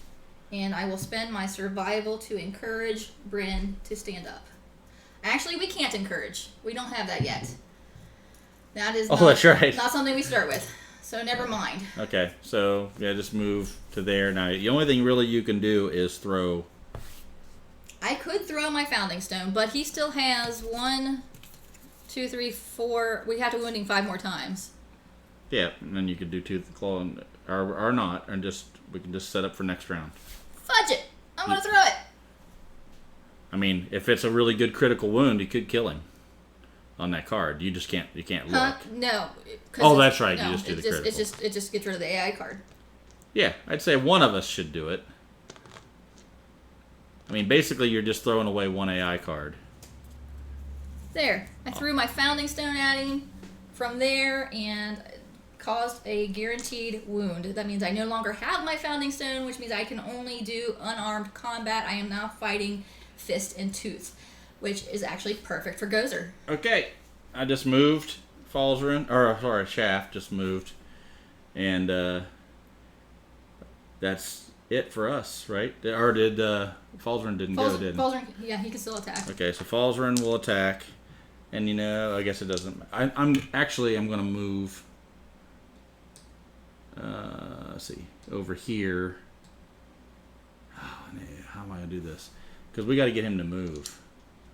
Or he's just going to be, we can't get that. Bryn's going to be there. He's not going to move because Bryn's there and she can't stand up till the end of his turn. Right, well then I'll move on the side anyway. At least that'll get him to turn, potentially. If he gets another attack. Alright, so attack. I got a perfect hit and a 5, so that's 1 hit. Okay. This is the beast flank. So there's a reaction to it, but let's see. It's also got a critical wound. So 7 is a hit. You hit. So we just drop an AI card. But you wound, so there's a reaction. Oh, that's right. Wound. So it says, the cat hates this. The monster is very upset. Attacker gains the priority target token. Ooh. So Falzarin is now got the priority target token that goes on him. So now anytime the monster decides is going to attack something, it'll go after Falzarin. Yep. Okay. So now we roll to see if the Orkin Trail does anything. Yep. So we need a 1. Need a 1. 5. AI card. Brand is the monster controller. Maul. Victim of grab last round. Pick target, victim of grab. There was no grab. Closest knockdown survivor in range. But he's a priority target, so it doesn't matter, so it's going after Falzarin. Okay. That opens up the blind spot, like we were hoping. Yep. So speed of 2, it needs a 2+ to hit, because Falzarin doesn't have any evasion. No. There's a 2 and a 6. Two hits. 2 hits. All right, so falls are in. Oh, crap. What? It's 3 damage. Why? Because it says a 3 right there underneath damage. Oh, okay. Well, here we go. Yeah. So it's 3 damage to 2 locations. Yeah. All right, so let's do them. Well, let's read it out when we do it here. So body. So that's 1, 2, and a critical, or a... Yep, roll a D10. What do you Severe call it? injury. Severe injury. So the lion spins around with its, what is it? What kind of attack? Maul. And mauls Falzarin's body. And 6. So since you have so many hits that you can take, now he is rolling on the severe injury chart. He rolled a 6. Tends to be higher you roll, the better it is. He didn't roll high enough. 6. Disemboweled. Your movement is reduced to 1 until the showdown ends. Gain 1 bleeding token. Skip next hunt. Damn. There's more. If you suffer disemboweled during a showdown, at least one other survivor must live to the end of that showdown to carry you back to the settlement. Otherwise, at the end of the showdown, you are lost. Dead. Okay. That's only the first wound. Yeah, you had one more Second hit wound. Waste. Well, that's 3 good damage. because he has one armor. One armor. Yeah. So he doesn't go on the severe injury table yet. Okay, after damage, bleed, target gains 1 bleeding token. So you'll get 2 bleeding tokens because you got hit twice. Well, I had 1 already. Yeah. Okay. And then so another 1. You get 1 more. You'll have a total of 3. Why? Because you had to hit twice. Plus you got 1 from the severe injury. Oh, okay. And then bash, target is knocked down. Okay, so Maul sucks. the cat went all kinds of crazy on Falzarin. But now...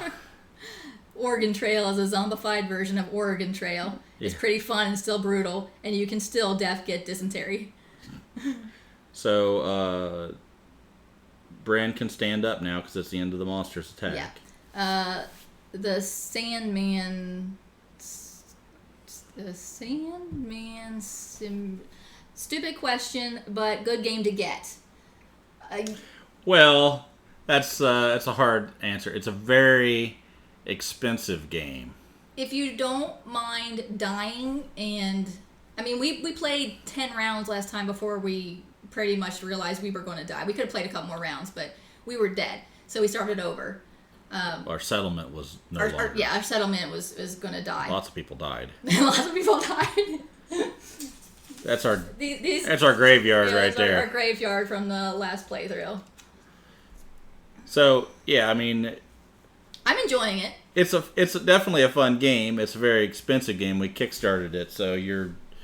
But if you get frustrated at little setbacks, I wouldn't recommend it. No, because there are lots of little setbacks.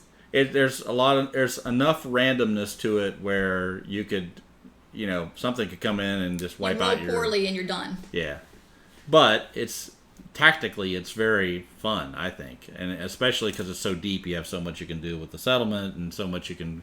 It's like a lot of little. It's a spaghetti factory of stuff to do. So it's not just this. This is just one piece of 3 parts to the main game, and then it grows. So if you like that kind of thing, yeah. Okay. Gozer's going in the blind spot. Okay. I need a 6. And I rolled a 5 and a crit, so I have a perfect hit. Which currently doesn't mean anything with what our weapons are. Beast Maul. I'm going to roll the one that critted. Ooh, there is a reflex on a failure, so I just need a 7. 7, right? Yep. Yes. Yep. 7 or higher. Oh, you're in the... Oh, that's right, yeah. And of course I rolled a 3, which means the failure is going to happen. The monster roars triumphantly. Roll a d10. On a 4+.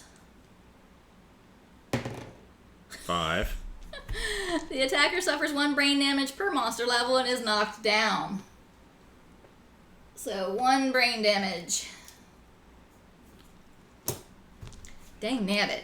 Yeah, I think what I like about it is it's got so many different things, right? You've got fighting arts, disorders, abilities, impairments. You've got courage and understanding, things that you can grow and build and make your character unique. And then, of course, if you like building models and, because as far as the miniatures and the characters and everything, it's a hobby in itself, like I said, and there's a lot of really cool time. And then you need a 6 to hit, and you roll 2 5s. Yeah. Your turn. All right. And you took up the... You couldn't have gotten there anyway. 1, 2, 3, 4, 5. Yeah, you couldn't have gotten to the blind spot. 1, 7. Yes, you hit him. What you got? It's the Beast Brow again.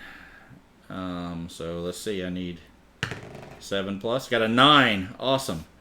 So it's not a critical, but it is a wound. On a wound, so move an AI card. You know what? Gozer was actually teeth and fist and tooth, but doesn't matter. What? AI card. You wounded him. Yes. Okay. Snarling, the monster swats at the attacker. The attacker suffers 1 brain damage. Perform basic action. Target the attacker. So I get a brain damage. This is Shaft. Okay. So, and I have 1 insanity, so I don't take any. Good. Okay. So basic action is 2 dice. That's a 6 and a 9. You needed a 2 plus to hit you, so that's 2 hits, 1 damage each. Okay. So for Shaft, we're going to do 1 damage to the hand and 1 to the leg. That's good. Separate those out. Not too bad. Okay. Everybody go? Yep. Okay. Monster's turn. Roll for Oregon Trail. Need a 1. Okay. Did not get a 1. Surprise. Draw the AI card. I believe it's your turn. Yeah, it goes here. You get the... We did not get rid of Maul. So it's Maul, but no grab, knockdown, sniff. All right, no. Knockdown. We got knocked down. Which is so Falzarin. It could be Falzarin or it could be... Bryn. So no, Gozer. That's Gozer. Gozer. So... Go after Gozer because Falzarin's hurting pretty damn bad. Well, I think we asked. Okay. So does he go after... Gozer or Falzarin?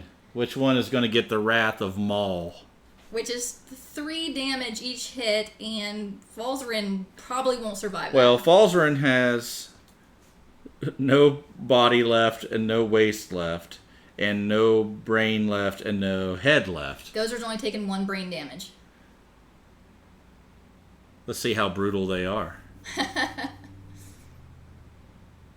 Oh, it's close to midnight in Wales. Good night.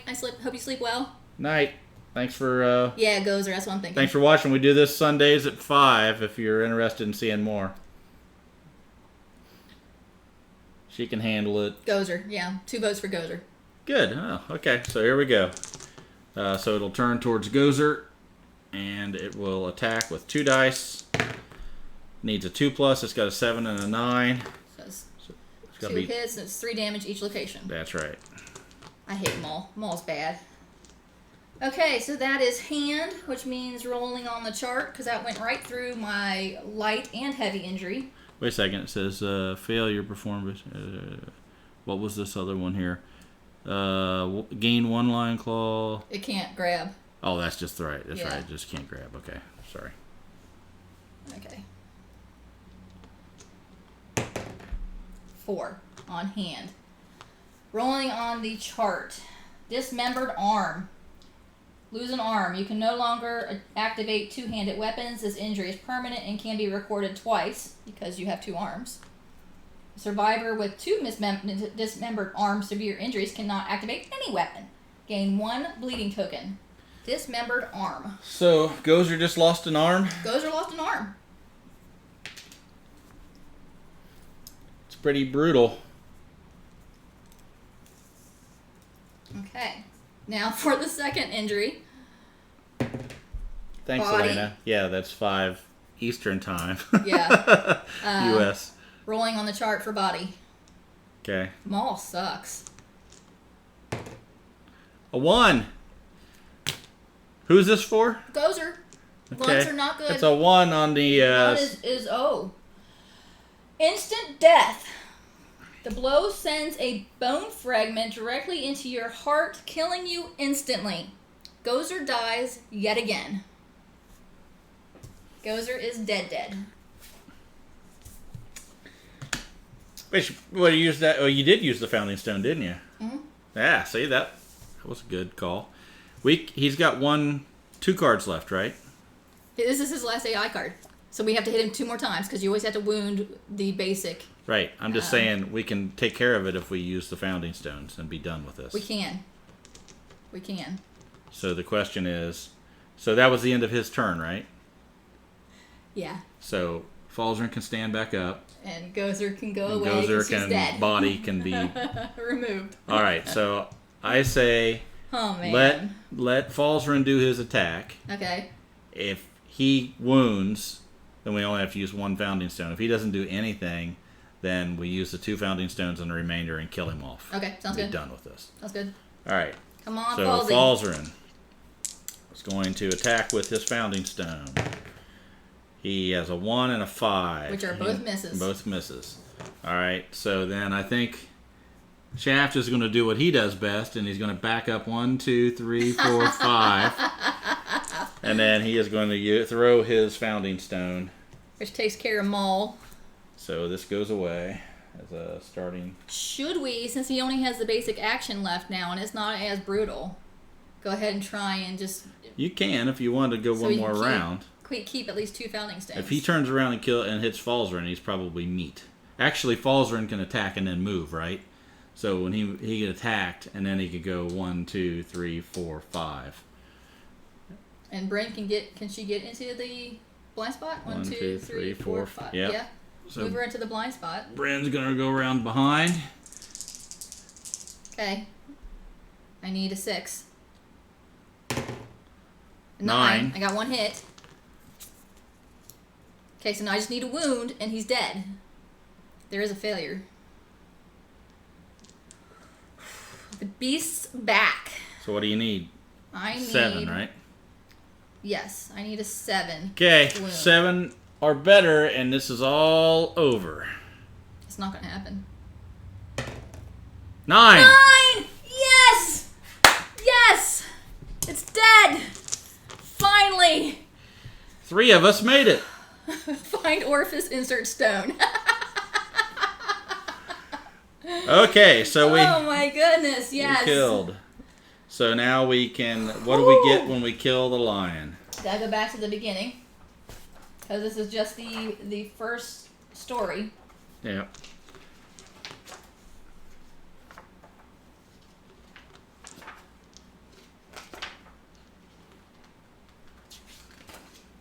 Almost got it. There it is. Survivors are victorious. Collect your rewards. By scavenging the monster's corpse, the survivors earn resources. This is in addition to any resources earned from critical wounds during the showdown. Take out the White Lion's resource cards, shuffle them, and draw 4. Okay, so we got a lion claw, which we already received a lion claw and great cat bones with this. From critical hits. From this. Critical wounds. We get another lion claw. We get lion testes. And we get golden whiskers. Hold it up to the camera. So these, the lion claws, razor sharp retractable claws. We have 3 of those now, and they are a bone resource. So up here at the top, it'll tell you what kind of resource each thing is that you get.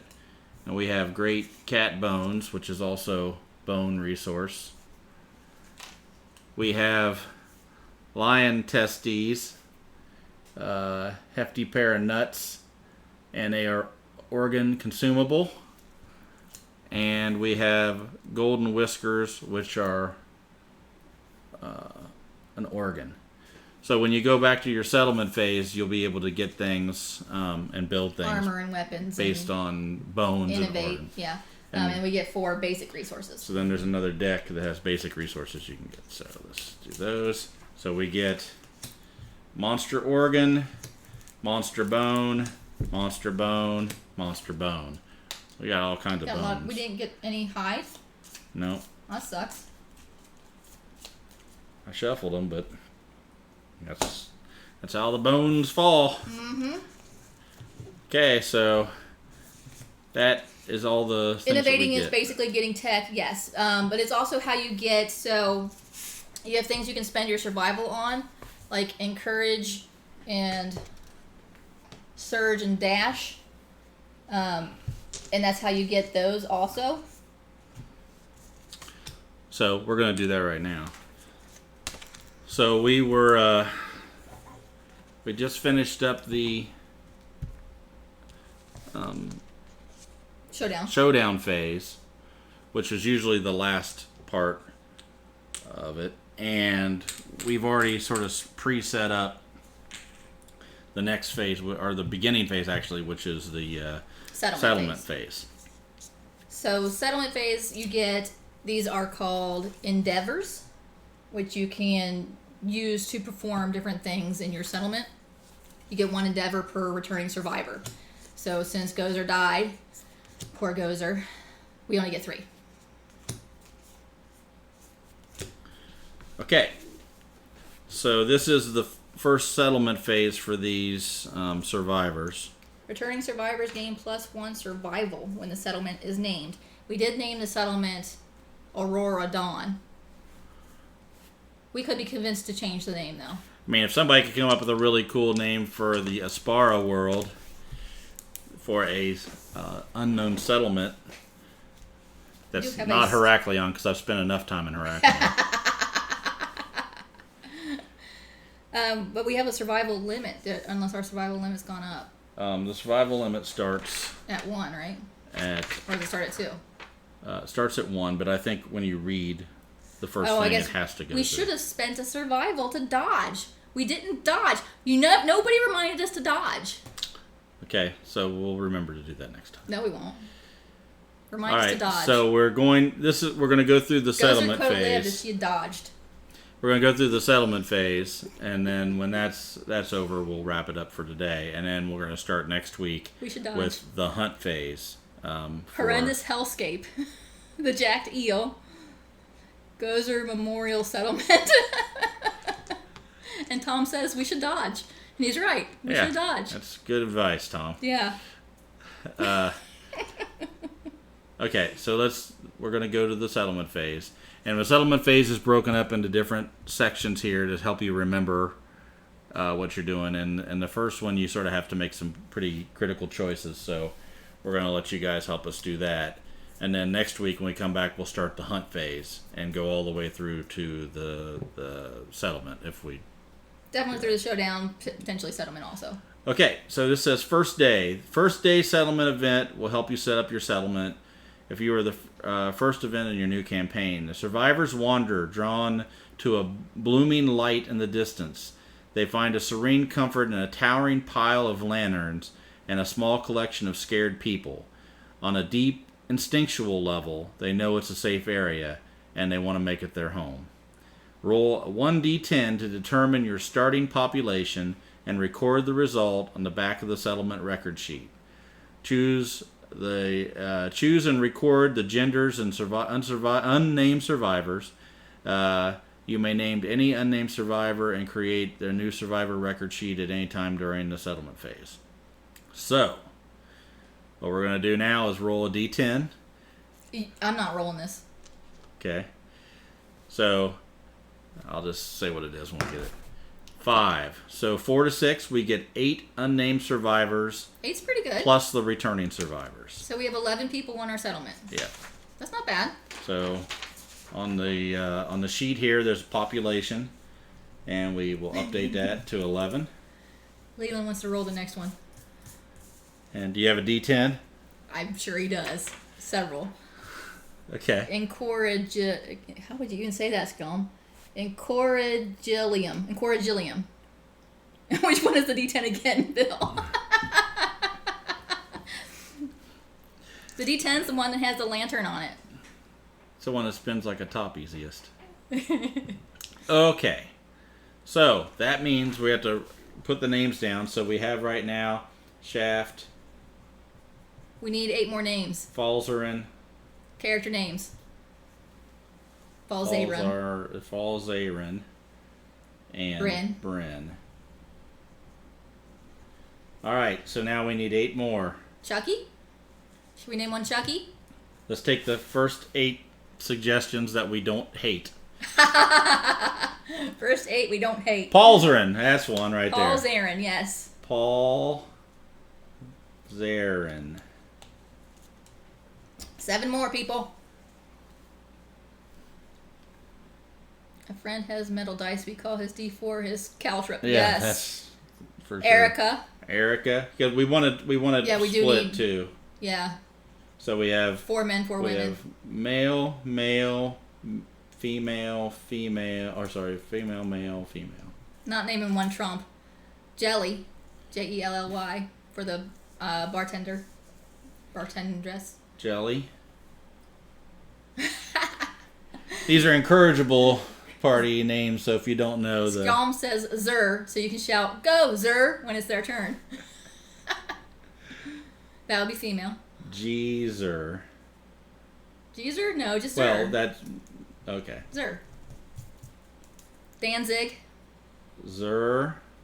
That would be female. Yep. Jelly's female. Yep. So we have 4 females, 3 males. Danzig, which is male. Danzig. Buttercup. Do we need another female? I don't want Buttercup. Oh. 2, 3, 4, 1, 2. We have 4 and 4. So we have 8 so far. Buttercup's a horse. Okay, but we need 11 total, Yeah. right? So we have 4 and 4. I So we suggest need we 3 go- more. We need a male, woman, and then one other. Yeah, we'll roll for the last one. Okay. So 1 male. So did we put Chucky down? We don't have Chucky. We don't have Chucky.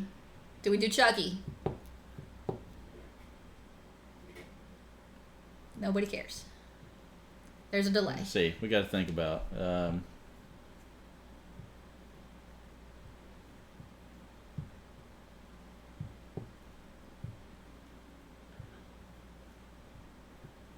It's Charles, okay? General Charles. General Charles. Buttercup is a terrific horse. And it's a good name anyway. General Charles. Need a female. It's another female. Geneva. I'm trying to think earlier days of the podcast.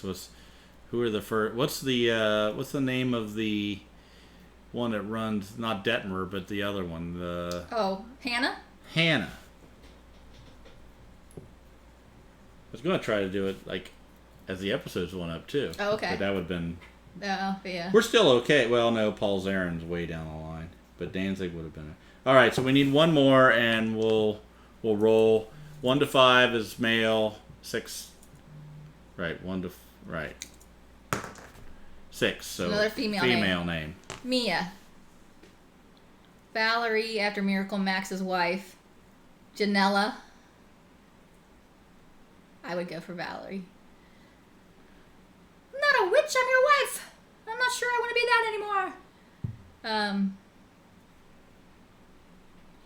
Well, we should put... We can't have Mia till Breton dies. Okay. So that makes sense. What were you going to say? I was going to say Shakara replaced Gozer, so... So instead of Zer, put but Shakara? that's still not... I can't think of... There's not... Oh, how about Nina? Yeah, Nina works. Nina's early. Nina work for everybody? Yeah, we should have Shakara. Change the Zer to Shakara. Okay.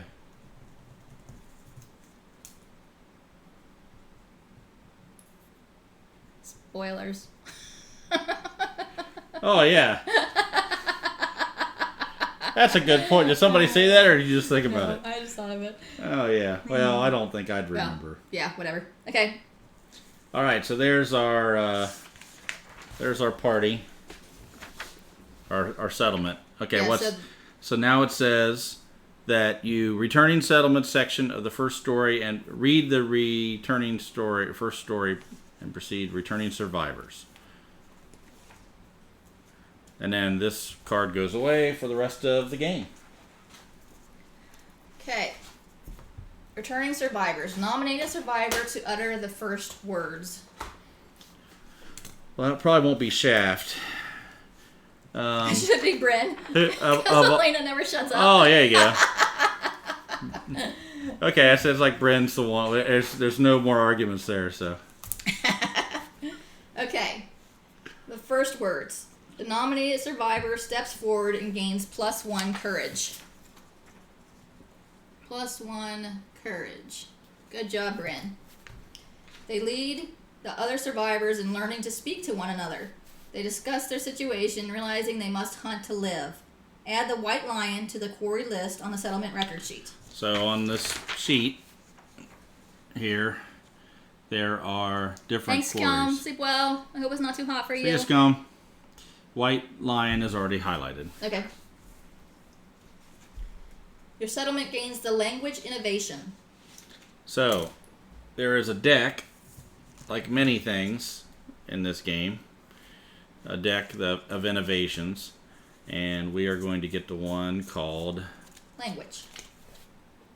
It's our first innovation, and it will spark the creation of the innovation deck. And it says, all survivors gain encourage. So yeah, that's the thing that I wanted. That was the thing that she was trying to do earlier we didn't have. So now any survivors that start in the settlement will have encourage. Encourage once per round if standing. Spend 1 survival to call out to a non-deaf survivor. They stand if knocked down. See rulebook for details. Add language consequences to the innovation deck. Which is all those cards. So this is the innovation deck. And now we go to find the innovation. No, language consequences. This is language. Oh, then it I says. thought you'd already pulled them out. No, it says at the bottom of this card to add. No. Before we started playing, you pulled out a bunch of cards. I did, but I didn't know if we. That's what all we needed. Language consequences is not in there, so you got to get it and put it in there. That's what it says. Add language consequences to the innovation deck. Yeah, it's right there. It says language consequence.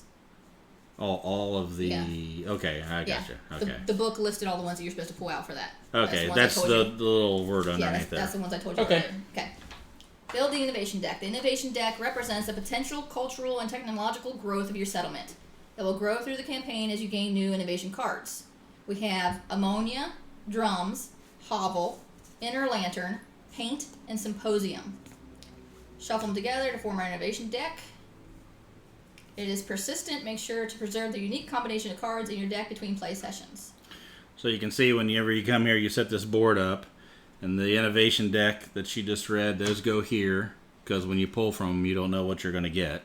And then ones that you do have go here on this side where it says innovations. Finished with their work, the settlement gathers around its glowing center, which is this. Armed with language, the nominated survivor aptly names the glowing center of their home the Lantern Horde.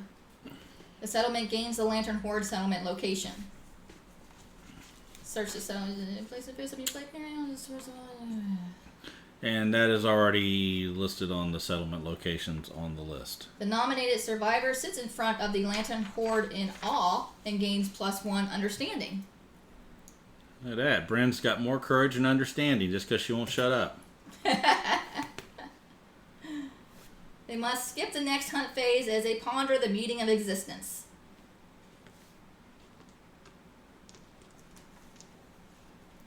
Okay, and then we complete the settlement phase. So she's skipping the next hunt. Okay. So we have 3 endeavors, and we can spend those endeavors to do things. So on the Lantern Horde card, it'll show you there's the little green lines there, and it's got the little symbol that looks like this. You get to choose, if you have the resources to do it, you can create those different places. And what are they? So we can spend an endeavor to innovate, which would mean we would draw one of these cards and get a bonus for our settlement. But you have to spend also a bone, organ, and hide, and we don't have any hide. We have no hide. We have no hide. We can spend an endeavor to build the bonesmith, or the skinnery, or the organ grinder. We could also spend an endeavor for shared experience, which means we nominate a survivor that has 2 more hunt XP than yourself. So nobody has 2 or more hunt XP than anybody, so we can't do that. We all do get 1 hunt XP for coming back alive, I think, though. All the ones that return. Yeah. So Shaft and Falzren get a hunt XP, so does Bryn. Pretty sure. Yeah, every time you go out, you get 1, I think. So, what are the 3 things we could build? The bonesmith, the skinnery, or the organ grinder. The skinnery or the organ and they grinder. They only cost an endeavor to build it, so we might as well, because that's really all we can do. Right. So, the organ grinder allows us to build stone noses, fecal salve, monster grease, different things. It gives us a lucky charm. Those are the things you can build if you have the resources later on down the line. The skinnery will allow us to work on rawhide armor. Once again, you can see, if you look at the rawhide armor, there's different little cards, and those cards have little blue and red tick marks off on the side, one of the sides of the cards. Those are called affinities, and if you hook those up in certain ways on your player grid, you get additional bonuses. So it sort of drives you to be able to put things together in certain ways and get armor sets and things like that. And the bonesmith is where we can get some weapons: bone dagger, bone blade, bone axe, bone darts, those kind of things. So the question I guess we have now is, do we use all 3 of our endeavors to build all 3 places, or do we not build the organ grinder yet and try to build some kind of weapon? It doesn't cost us endeavors to build any of the weapons. Okay. We just have the resources. And there's nothing else we can do. Not currently. With our endeavors. So we're going to spend all 3. Because to build any other location, we have to spend resources as well. And these we are don't the only have ones hides. we can. Yeah, these are the only ones we can build for essentially free, just to cost an endeavor. So all the endeavors are gone. We built those places, so now we can see if we can build any armor or I mean, the only other thing we can do, weaponry, if we didn't want to build one of these, which I think we should, but we could do the augury, which the survivor endeavors to glean the meaning of existence. Roll on the table, add +1 to your roll result if your understanding is 3 or higher, which nobody has 3 or higher.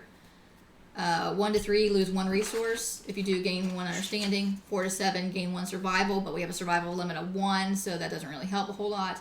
8+ is how we do intimacy. Okay, and we don't really I agree. We build all the places. Yes. So now we have 3 organs and 1, 2, 3, 4, 5, 6, 7 bones. Okay, but before we can develop, we have to update the death count.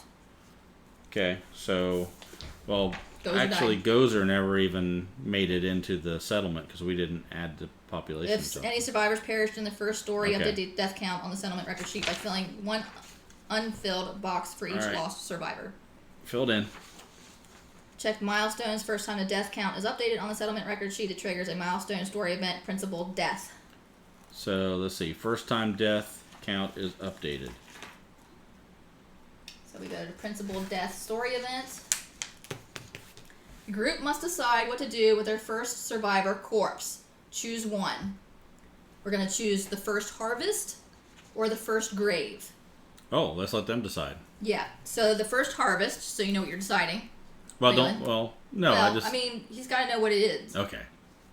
The settlement decides to harvest the body for resources. The settlement gains the death principle cannibalize. Find and place a card on a settlement board and note it on the settlement record sheet. Or, the first grave, settlement decides to build a small monument to mark their loss. The settlement gains the death principle graves.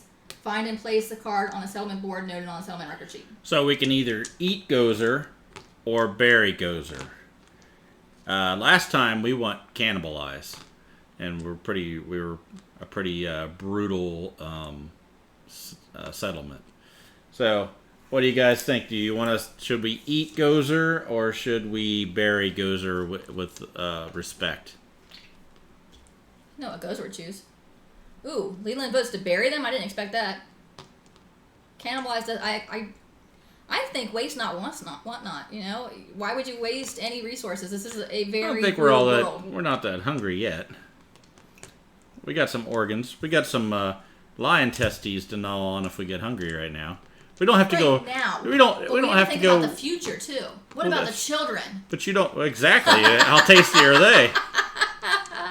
I don't know. We went cannibalized last time, and I don't think it don't really think it affected us too much, but Yeah, well, we get stuff, different things either way.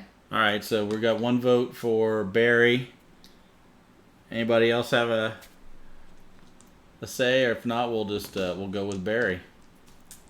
I think Leland's the only one paying attention. Oh, okay. Grave markers has got some good effects and settlement. Go with Barry. Oh yeah. I got to go with Barry. Barry was useless though. No, Barry's my favorite. So yeah. Okay. Oh, we should have had a Barry character. Not yet. It's too early. next male will be Barry. All right. Okay, so the first grave. The settlement decides to build a small monument to mark their loss. The settlement gains death principle graves. Find and place the card on the settlement board and note it on the settlement record sheet. Death principle grave. And then Leland, roll us a d10.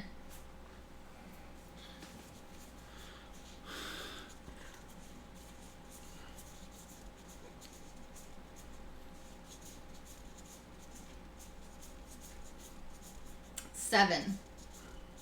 6 to 10. Nominate a survivor. With tears in their eyes, the survivor takes a shard of rock from the grave and marks themselves with it. They cherish this mark forever. The survivor gains a +1 permanent luck. Wow.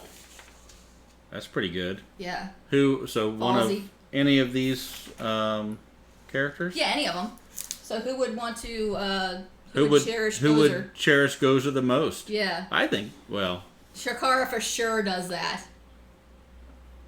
She didn't even know Gozer. I would have said marks Shaft. Herself. Shaft had the best relationship. Yeah, but Shakara's already marking herself. Oh, well, that makes sense too. Yeah. Well, let's ask the... That's what Leland said. Oh, okay. Yes. Shakara for sure. Okay, Shakara is going to get what? What is it? +1 permanent luck. So we have to do a character sheet. Yeah. I'm going to write it down here on here. +1 luck. Permanent luck. That's pretty nice. And then we'll update all the stuff after we get off the stream. Yeah. So Graves, it says, all new survivors gain +1 understanding. Oh. So everybody here gets +1 understanding. Yeah. I'll write that here so we can update that. When a survivor dies during the hunt or showdown phase, gain +2 endeavors. When a survivor dies during the settlement phase, gain +1 endeavor. Huh. So there's benefits to being not just eating people immediately.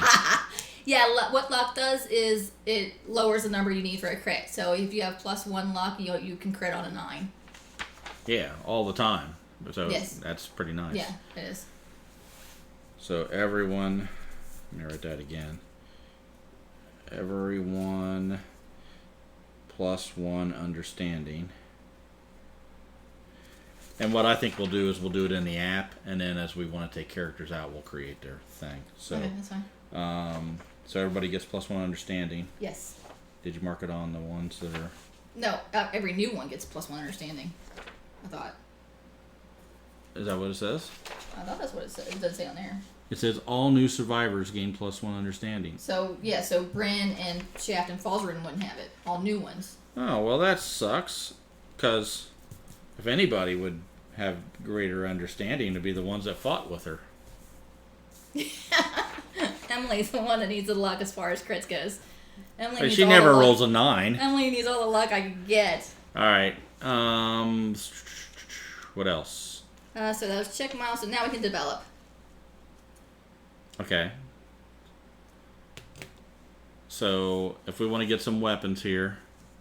Oh, that was developing. Now we can craft gear. Right. That's what we're gonna do. So what do we have? A lot of bones here. So the things we can build with the bone. Probably. So we can build a bone dagger, a bone blade. We have an organ. We have some organs, yeah. We can do a bone axe, bone darts, bone club. That's it. What about armor? Skinnery probably needs all hide. Yeah, that's all hide. So we can't do that. And that's extra stuff, So there's a deck for the bones. What the heck's a stone nose? Bonesmith. I don't know. What is a stone nose? Well, it just takes an endeavor. Is it in the organ grinder? Yeah, don't remember ever seeing that before. How did you miss that? So the organ grinder, Stone nose. I have a feeling we looked at it and went, eh. Stone noses. On arrival, gain +1 survival and +1 insanity. Arrival at the start of the showdown. So if you have a stone nose at the start of the showdown, you'll get survival and insanity. That's actually not bad. I mean, it survival costs an and endeavor, so insanity. we can't do it this time. But yeah. So pretty much we're going to be in the bonesmith. All right. So we have, like I said, we have 1, 2, 3. They can't read that. 4, 5, 6, 7. 7 bones and 3 organs. So what can we build? If we want to try to get everybody a weapon, right? Yeah, especially the ones that lost the founding stones. Which, all right. How many organs do we have? We have 3 organs. We could make 3 bone axes, which is 1 bone, 1 organ. A bone axe. So a bone axe has a 2, 6, and 3. Once per attack, if you critically wound, cause an additional wound. This does not apply to impervious hit locations. So it's a frail weapon, but you have savage. So it says savage. Once per attack, if you critically wound, cause 1 additional wound. If you crit. Yeah, you got crit first. Okay. Then there's the bone blade, which is also frail. Now that's a 2, 6, 2, which is... Should we make darts, though, since they're ranged? Well, maybe. So that was... The bone blade is 1 less... it says 2, 6, 3. So 3 is how many you roll to... 3 is your strength, and it's... All right. Subtracts from the toughness. So this is a little more brutal than the bone blade. Which makes sense. But when you attempt to wound... a super dense hit location, the weapon breaks. Archive this card. So that's not. And what else do we have? Bone dagger. Mm-hmm. Bone dagger on a perfect hit, gain +1 survival. Perfect hit is a attack roll with a lantern or 10 on the first roll. Yeah. 10 on the first roll. And that you roll 3 dice on that for attack. And then there's the bone darts. Bone darts. And the bone club. So. The bone dagger is melee only. It's not thrown. The bone darts you can throw. Yes. So range of 6. When you attempt to wound a super dense hit location, the weapon breaks. You only roll 1 die, but you have a 3. That's all. We've never made a club before. Bone club. Let's take a look at that real quick. Bone club. It's a 2, 6, 5. That's nice. I mean, it takes 3 bones to make it. Weapon, 2-handed, melee, heavy club, bone. Cumbersome. No, cumbersome.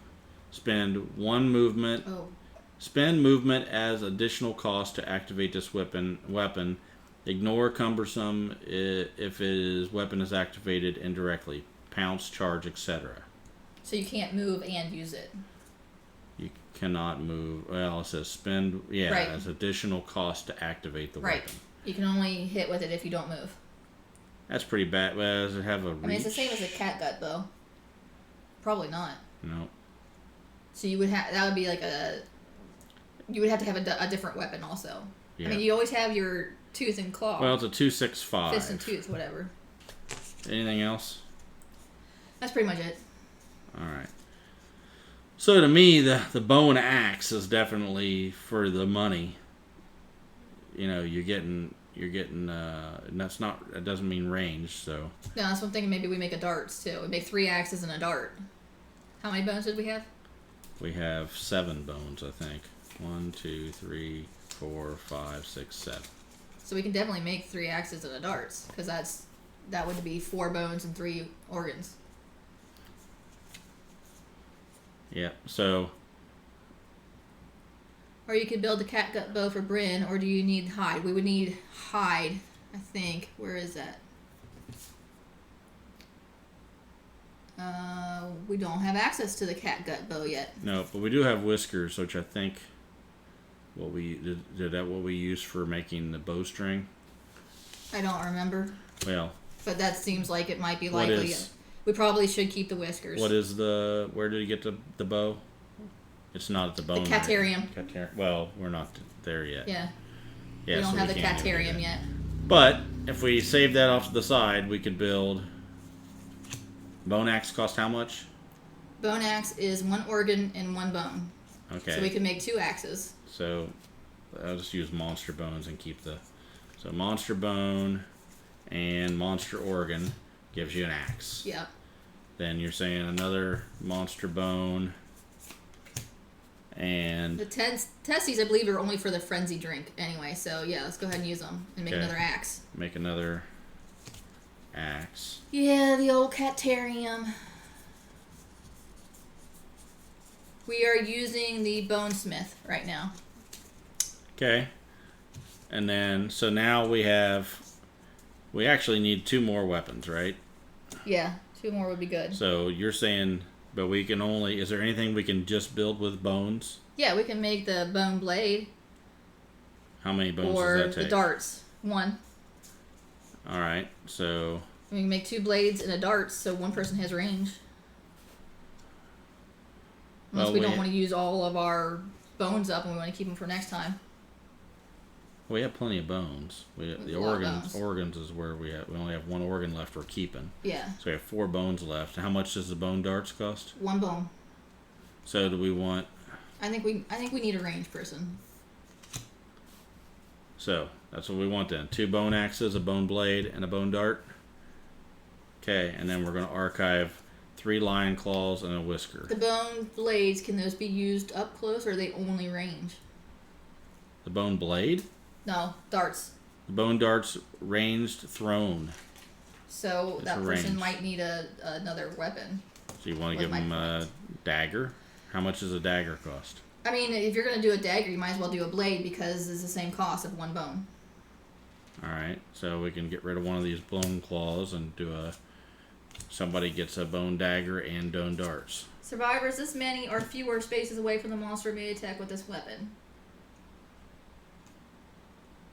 So you can still use them. Well, it says a range 6, so I guess it's anything within 6. 6 or fewer. Right. So even if you're right up on him, you can still use the darts. Okay, so is that what we're going to do? What do you think, Leyland? Does that sound good? 2 axes. Why did you make a dagger instead of another blade? Oh, I thought we said that. 2 axes, 2 blades, and darts. So we have some range on somebody. I like it. You like it? So we're going to save golden whiskers. Yeah. 2 blade! I like it that this club sounds beastly. Yeah, it does, but you can't move if you're using the club. Have fun with your fall guys, Elena.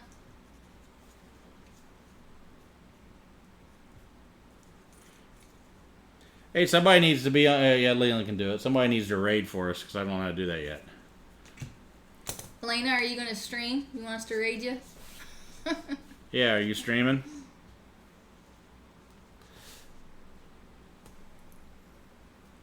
Okay, so we're done? No.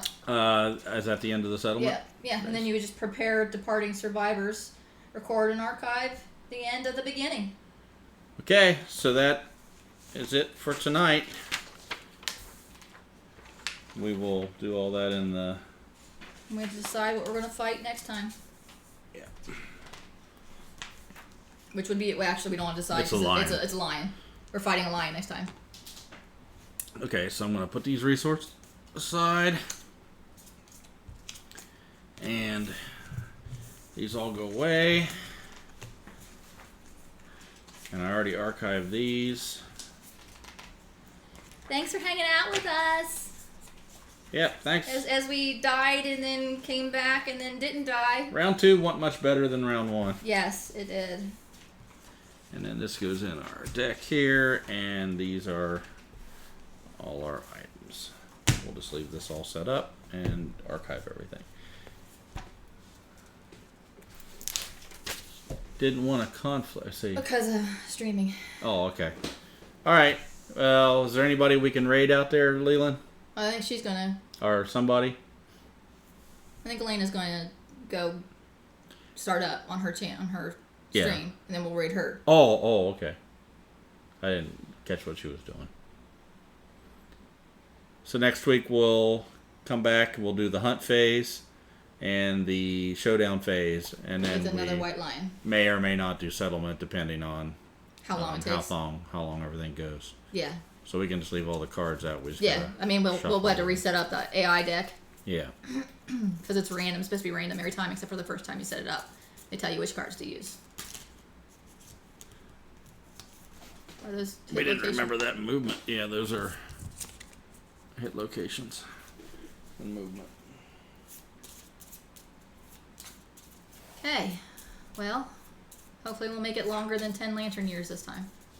And we'll be more prepared for the Butcher. Will be the first nemesis that we encounter. And then the King's Man. Yeah, so we got to do Graves. Let's see, Innovation. There it is. Graves. All right. And then we need to update that on the app. Yeah. Get a chance. Can't believe Gozer died.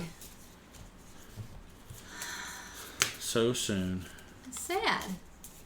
It's so sad.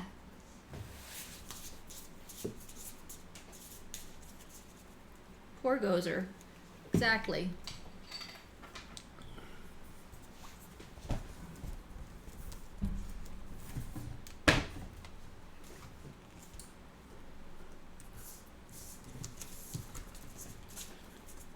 Should be up. Hey, awesome, it works. Elena's ready. Hold on. I'm gonna try this. 2 hours and 31 minutes.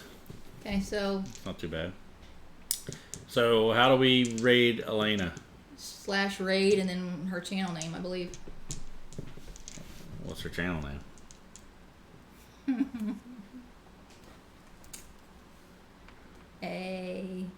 That's what her name is there. AYEJAYEO. Y. Oh, raid space A Y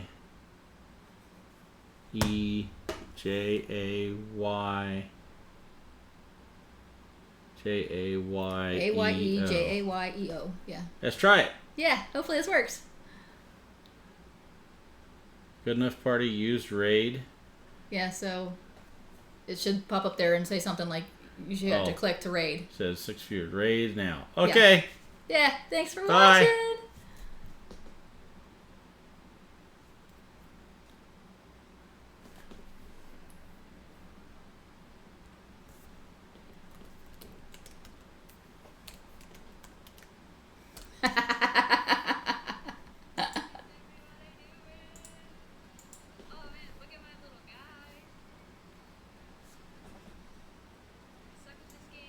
So fun!